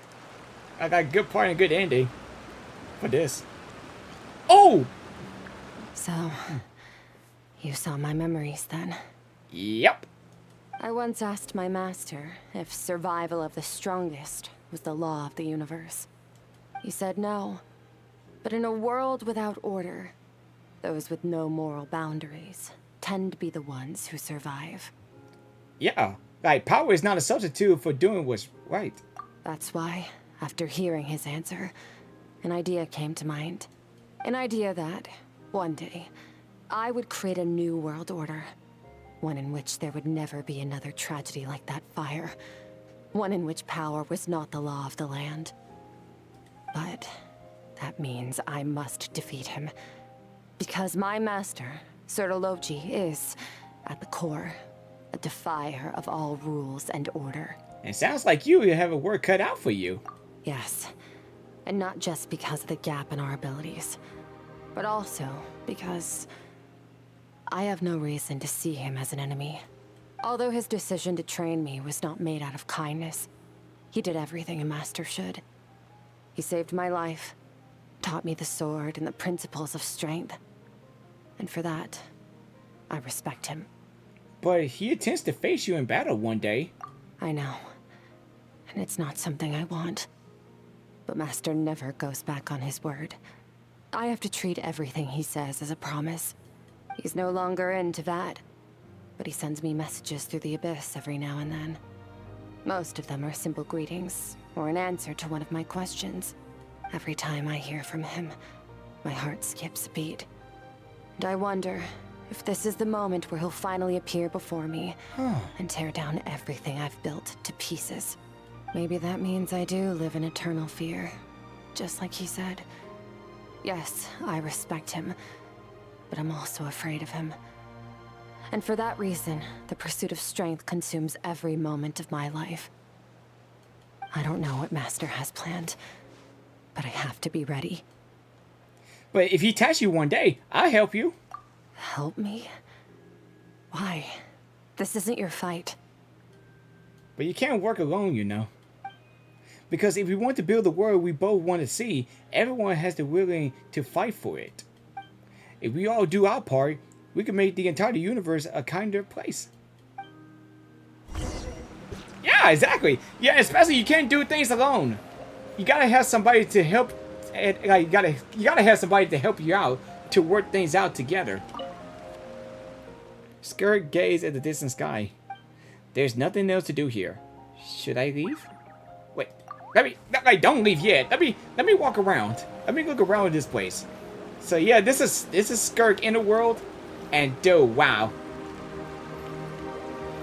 Especially, dude, even I really want to come to a place like this and just like spooming around and everything. It feels like it's like I'm in a place of paradise around these parts. It's really cool. I really like it. It's really nice. I would say if I have an inner world, I wish my inner world be like this. But yeah, if I could think one, how it is. All right, let's go. I'm ready to leave. Alright, let's head back home.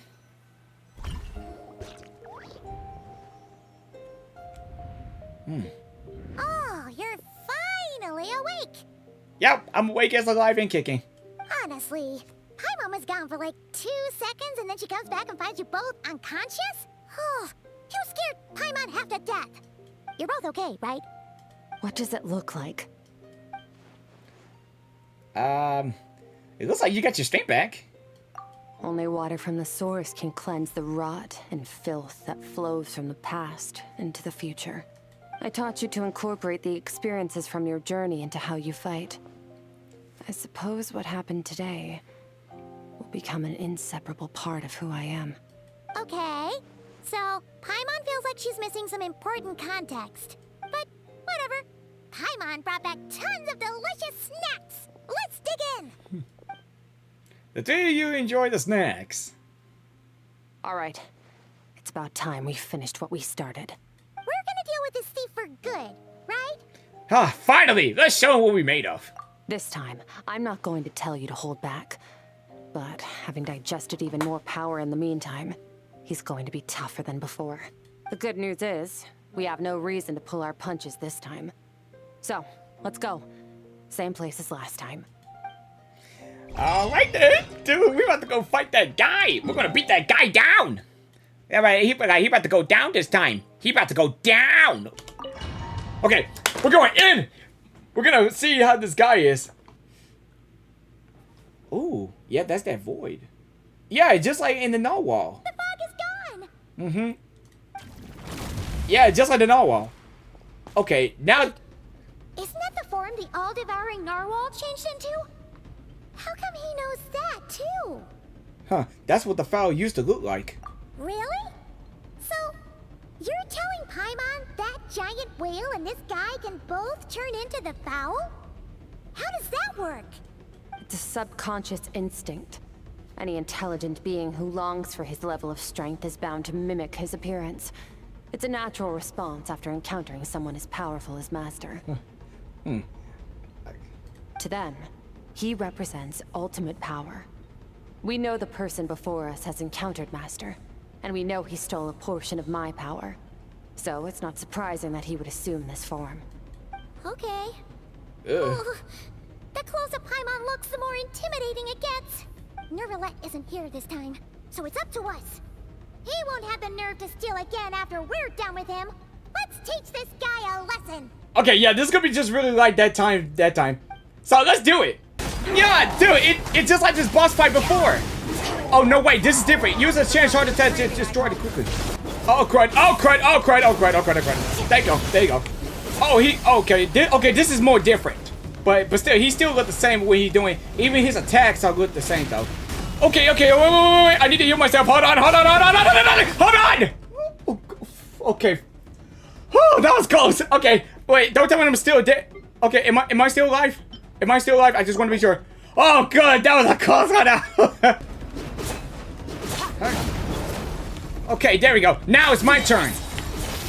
It's my turn now. Don't take it personally. Yeah, I learned that from Kakashi Sensei. From the Naruto game. It's over. Watcha! Woo! Woo!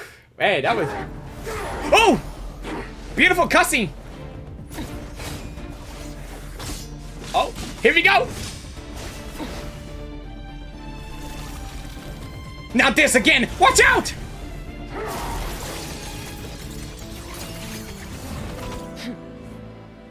Haven't had enough of my power. Oh! Go, Skirk, go! Let's go, Ether! Yeah! And now it's over! Ha-ha! Huh? Don't let your guard down! Whoa.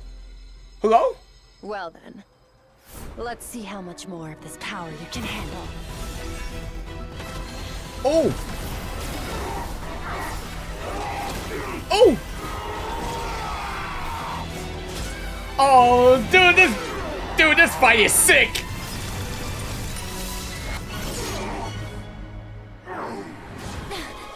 Now this is the end.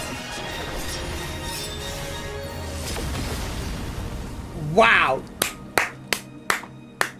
Dude, that is awesome, man. Really epic, though. Huh. But dude, that was really epic, man. What? Whoa, what in the world? Hello? Who's that? Well, have you come to your senses? Whoa, wait, who in the world is that? You saw that my body was at its limit. So, you deliberately channeled your power into me, knowing that it would destroy my shell from within. Such power. Such keen battle instincts. So, you must be... What in the... Skirk, Sertologi's disciple. How long has it been? How long has he been away from Tevat? Wait, how did he know him? Hundreds of years. Hundreds? Sorry, it's a lot to take in. I should introduce myself. I am Skofnungar. Skofnungar? A friend of your master and one of his followers. Oh. This is the first time I've heard your name, Skirk. But hundreds of years ago, I knew you existed. And I knew you would come here. What? Hundreds of years ago? Dude! Sounds like you and Master have quite the history. Care to tell us about it? Of course. Might as well take advantage of a clear head while I can. The story starts a long, long time ago. I was born into a noble family in Conria. As the eldest son, I was set to inherit our title. But I contracted an incurable illness as a child, and everyone gave up on me. Oh, so he's a Condrian? I trained the sword harder than anyone else. Yeah. Defeated all of my peers. But it was all in vain. When other people looked at me, all I saw in their eyes was pity or a strange glee in my misfortune. Even my parents were just waiting for me to die. Wow, that's kind of cool. Over time, my heart hardened, and I became aimless. That was the point where I met your master, Sertologi. We were similar in age, but different in background. He was born in prison, the son of criminals who had been sentenced to death. He spent his childhood wandering the streets, facing more criticism than the literary works in the Universitas Magistrorum. Yet, he always wore a smile on his face, as if kindness and malice were one and the same, and he could not see the difference. I still remember what he said to me when we first met. You need to fight to survive. Even if it's a losing battle, it should light a fire under you. How can you sit back like this and go down without a fight? That does sound like something he would say. He was the first to acknowledge that I was worth something, and he inspired me to keep going. When we sparred together, it was the first time I'd actually felt the thrill of combat. When I was 10, he stole forbidden research materials and managed to cure my illness.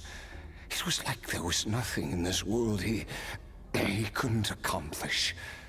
When it came to the human form, he was always intent on pushing the boundaries of possibility. But somewhere along the way, I fell behind. My talents were nothing compared to his. And at some point, I realized he had pulled so far ahead, I was too embarrassed to even ask him to spar.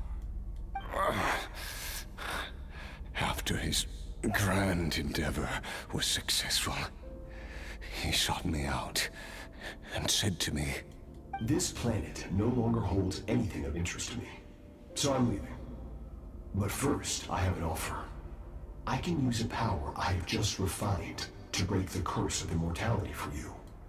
Your death was once what we worked so hard to prevent. But the immortality you now face is a different kind of pain altogether." I'll pass. Immortality doesn't sound so bad to me. Since I can't die, it means I have an infinite amount of time to get stronger. Maybe I'll finally catch up to you one day, and we can spar like we used to. Are you sure? I cannot say when I will return. Your body, or rather, your soul, might not be able to withstand this curse. All I can do is try. After all, a wise man once told me, people need to fight for their own survival. Wise indeed. Nevertheless, if you grow weary of the pain of immortality, and wish to experience a good sparring match before you wither away, seek out my disciple. Disciple? Never thought I'd hear that word coming from you. Even I never thought they were really friends at first when I know that time. Nor I. But VeenaVieraVisuals said I was destined to find a disciple out there in the universe, and bring her to Tibet. And that was Skirk. Like VeenaVieraVisuals? Like he mentioned? You know as well as I, VeenaVieraVisuals' prophecies are never wrong. Wait, who's VeenaVieraVisuals? Who's VeenaVieraVisuals? What he said? Well, now I'm curious about who this disciple of yours will be. All VeenaVieraVisuals said was that one day, the stars shall bow in her honor. Sounds pretty impressive. Of course. Only the most outstanding people would have the right to become my disciple. Still self-assured as ever, I see. But you're not wrong. I'll be leaving then. Oh, and if you are serious about getting stronger, I left you a little gift in the primordial sea. As I've said before, walk whatever path you want. Freedom means even the wicked get to make their own choices. Waiting for me in the primordial sea was the all-devouring narwhal, already beaten into submission by Sertologi. In its weakened state, I was able to cut off part of its flesh and sew it into my own heart. Your heart? That sounds like torture. How did you even survive that? Because, of course, I bear the curse of immortality. Yeah, just like what happened to the captain and the rest of the country and people. So, you used the curse to turn yourself into a vessel for power. Even with that whale's ability, devouring power like that is not something the human body can withstand. With your body and soul constantly at the breaking point, it was the curse of immortality that sustained you. But that is not the path to strength. You have to pour your heart into it, work for it, dream of it. Instead, you stole something that didn't belong to you, and it backfired. You're right. I should have known better, but I had already pushed myself to my limits, and he was still miles ahead of me. So I had to take a leap of faith. I miss your master. I miss the days when we were all together, troublemakers without a home. I don't regret the choice I made. But if you'll allow it, I do want to apologize. To both of you. After the beating we just gave you, I think we can call it even. You're an interesting one as well. Sertologi's disciple. That's a lot to live up to. It can't have been an easy experience. Even I never thought that he could be like the boss fight. Even I never know he was like Sertologi's disciple. I ain't never thought of it. Huh. So it's kind of like it though. But even they were best friends. But that's something really deep that I could ever never possibly imagine what he was been through. I know what he's like. He rules with an iron fist, using despair and fear to force you to catch up to him. All the while, standing ever out of reach. We're like mountain climbers in the dark, never knowing how much higher we have to climb, or when we will see the sun again. True. But I made up my mind long ago. No matter how dark it gets, I will not give in to despair. I will overcome it. Besides, after hearing your story, I suspect what Master really wants is not a battle that demands his full strength, but rather a defeat without regrets. Oh? Since you're his friend, you must have some things in common. The first time we came here, when you stabbed me through the fog and stole my power, I felt no emotion coming from that spike. But when you had to devote all your strength fighting me just now, I could feel joy and passion emanating from your blade. It was the joy of a researcher discovering the truth of the world. The joy of an artist uncovering a temple of wonders. Interesting. I'm certain I didn't express those emotions outright. Yet you were able to read them from my blade, like a glimpse into my inner world. You're right. That battle brought me an unbridled sense of joy, and my defeat brings me no regret whatsoever. So he got what he wanted, right? Like sense of joy, feeling emotion when you fought in the battle or something. I guess he got what he came for, just like a defeat with no regrets. Huh. If that's what he wants. But seriously, what's gonna happen to him after this? Like, what's gonna happen to him? Exactly. I think Master also craves a battle like that. One where his opponent forces him to use all his strength, unlock the extent of his potential, and transcend his own limits. A battle to end all battles. After which, all can come to an end, including, perhaps, his life. For that very reason, good and evil are meaningless to him. He has one purpose, one goal, to complete himself. It's one of the secrets to his strength. Perhaps you're right. Perhaps that is his goal. What a battle that would be. Oh, to witness such a... Oh! Are you okay? Too many different kinds of power are surging through my body. The curse of immortality allows it all to coexist, but it does not remove the pain. I won't be able to hold on to my sanity for much longer. What a shame. I would have loved to witness that battle. Sertologi once offered to free me from this curse.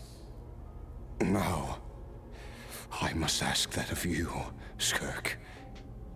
Can you release me from the pain? I can, but not through death, if that's what you were hoping for. It's not a suitable punishment for your crime. As an alternative, I can take your consciousness, along with all the power you've consumed, and smash it to pieces. The impurities will dissipate, and under the curse of immortality, your mind and body will regenerate. When that process is complete, you will be back to who you were before, no longer tortured by powers you can't control. But it will be a time-consuming and painful process. The decision is yours to make. I accept. And who knows? Perhaps I'll wake up in time to witness your great battle with Sertologi. I have faith that you'll be able to stand against him one day. Though I know it'll be a long and arduous road. I wonder if we get a chance to see Skirk and Shogoti fight each other once when that time comes. But still, man. If we are climbers in the dark, it appears the dawn has finally broken for me. But your ascent continues. At least, it looks like you are not alone on your journey. I will reach the top of this mountain, no matter what it takes. And you, Skofnungr, will be my witness at the end of all things. That's finally over. Let's get out of here. Oh. So that's it? At least we don't have to make a mad dash for the exit like last time. Yeah, that's true. But still, I mean, did she do it? Did she do what they need to do? But dude, look at that beautiful void over there. I mean, it's purple and all that. Okay, like Skirk gaze into the distant sky. There's nothing else to do here. Should I leave? Yeah, let's leave. There's nothing around here. Well, at least I know everything a little, and man, I just even know a lot right now. We did it! It's only been a few days, but it feels like forever. I know, right? Man, I could tell that was like a long journey to understand these things, but yep, but it was a good story quest. I enjoyed it. Once again, we've proved there's nothing we can't overcome. We're just that awesome. I didn't even break a sweat. Wow, you sound even more confident than usual. Guess you really have become stronger. Oh, yeah. Today sure went by fast. It's night already. Oh, wait. Oh. That reminds Paimon. Yeah, it was night over here, too. The stars you mentioned. The ones that died out? Are they back now? Yes. The power Skofnungr stole has been returned. Huh. So, the stars have regained their light. Oh, okay, so that was the cost of it. Oh, okay. Great! Great! That's great! Okay, all right. It's crazy that you even noticed their light was gone. There are so many stars in the sky. If a few disappeared, Paimon definitely wouldn't be able to tell. I suppose it's because I have gazed upon this sky for centuries. The false stars, hanging in the meticulously planned sky, glittering with rotten light. Man, it'd be cool if I could see those kind of stars like that, but, yeah. It's not real.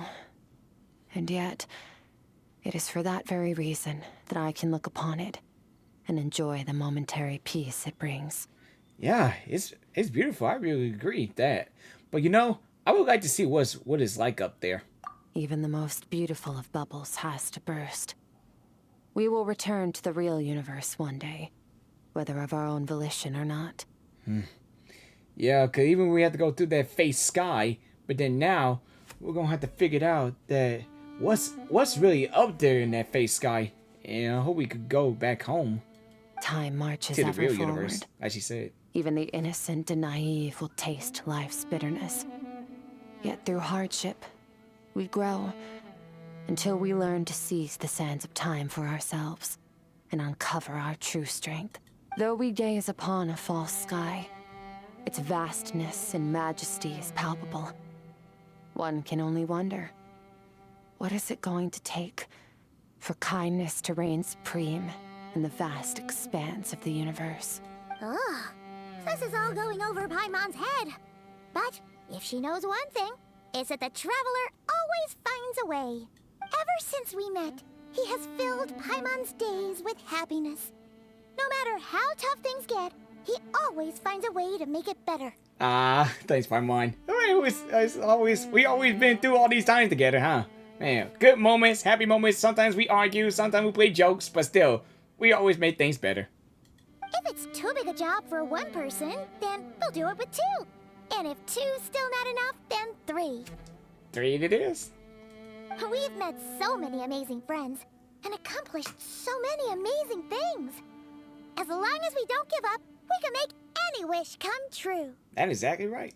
I suppose when it comes to you, anything is possible. Yeah, that's what everybody says. Well, I should be going. Now that my power is no longer isolated from my emotions, I need more practice to get used to it. So, when will we meet again? I suppose fate will decide. Maybe we'll bump into each other on the street. Or maybe we'll reunite on a different planet entirely. Or maybe we might meet in a different universe. Or maybe something like she said to a different planet. Like, who knows? Regardless, reunions and partings are but passing moments. More than anything, I hope that at the end of this journey, wherever it takes us, we stand in a world reborn. One without war, pain, or forced partings. One where new life can bloom, even where there was once nothing but scorched earth. For this, we must all work to become stronger. Huh, yeah, of course, Master. If that's what you want to call me, I won't object. Goodbye. Goodbye, Master Skirk. But even she trained me, that's why I want to call her Master.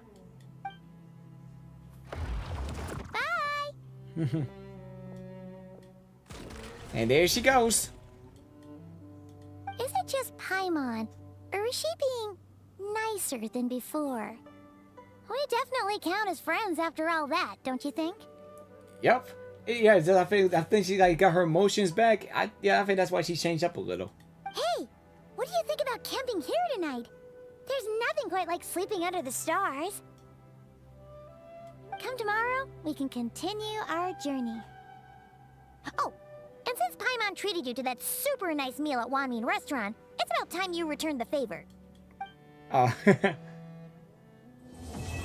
Alright, that's it for Skirk Story Quest! Man, dude, that was good. This is really a good story quest. Even I learned something about Skirk and everything. Oh, we got that piece and the guitar in it. We got Skirk's guitar too! Especially that thing that from her hair. That thing, like that mirror thing again. Yeah, I got that too. The mirror dream remnant. Huh. Dude, that's pretty cool, man. I like it. Alright, guys. That's it for this story quest. And I'll see you guys in the next one. Alright, that's it. See you guys then. See you later. Bye.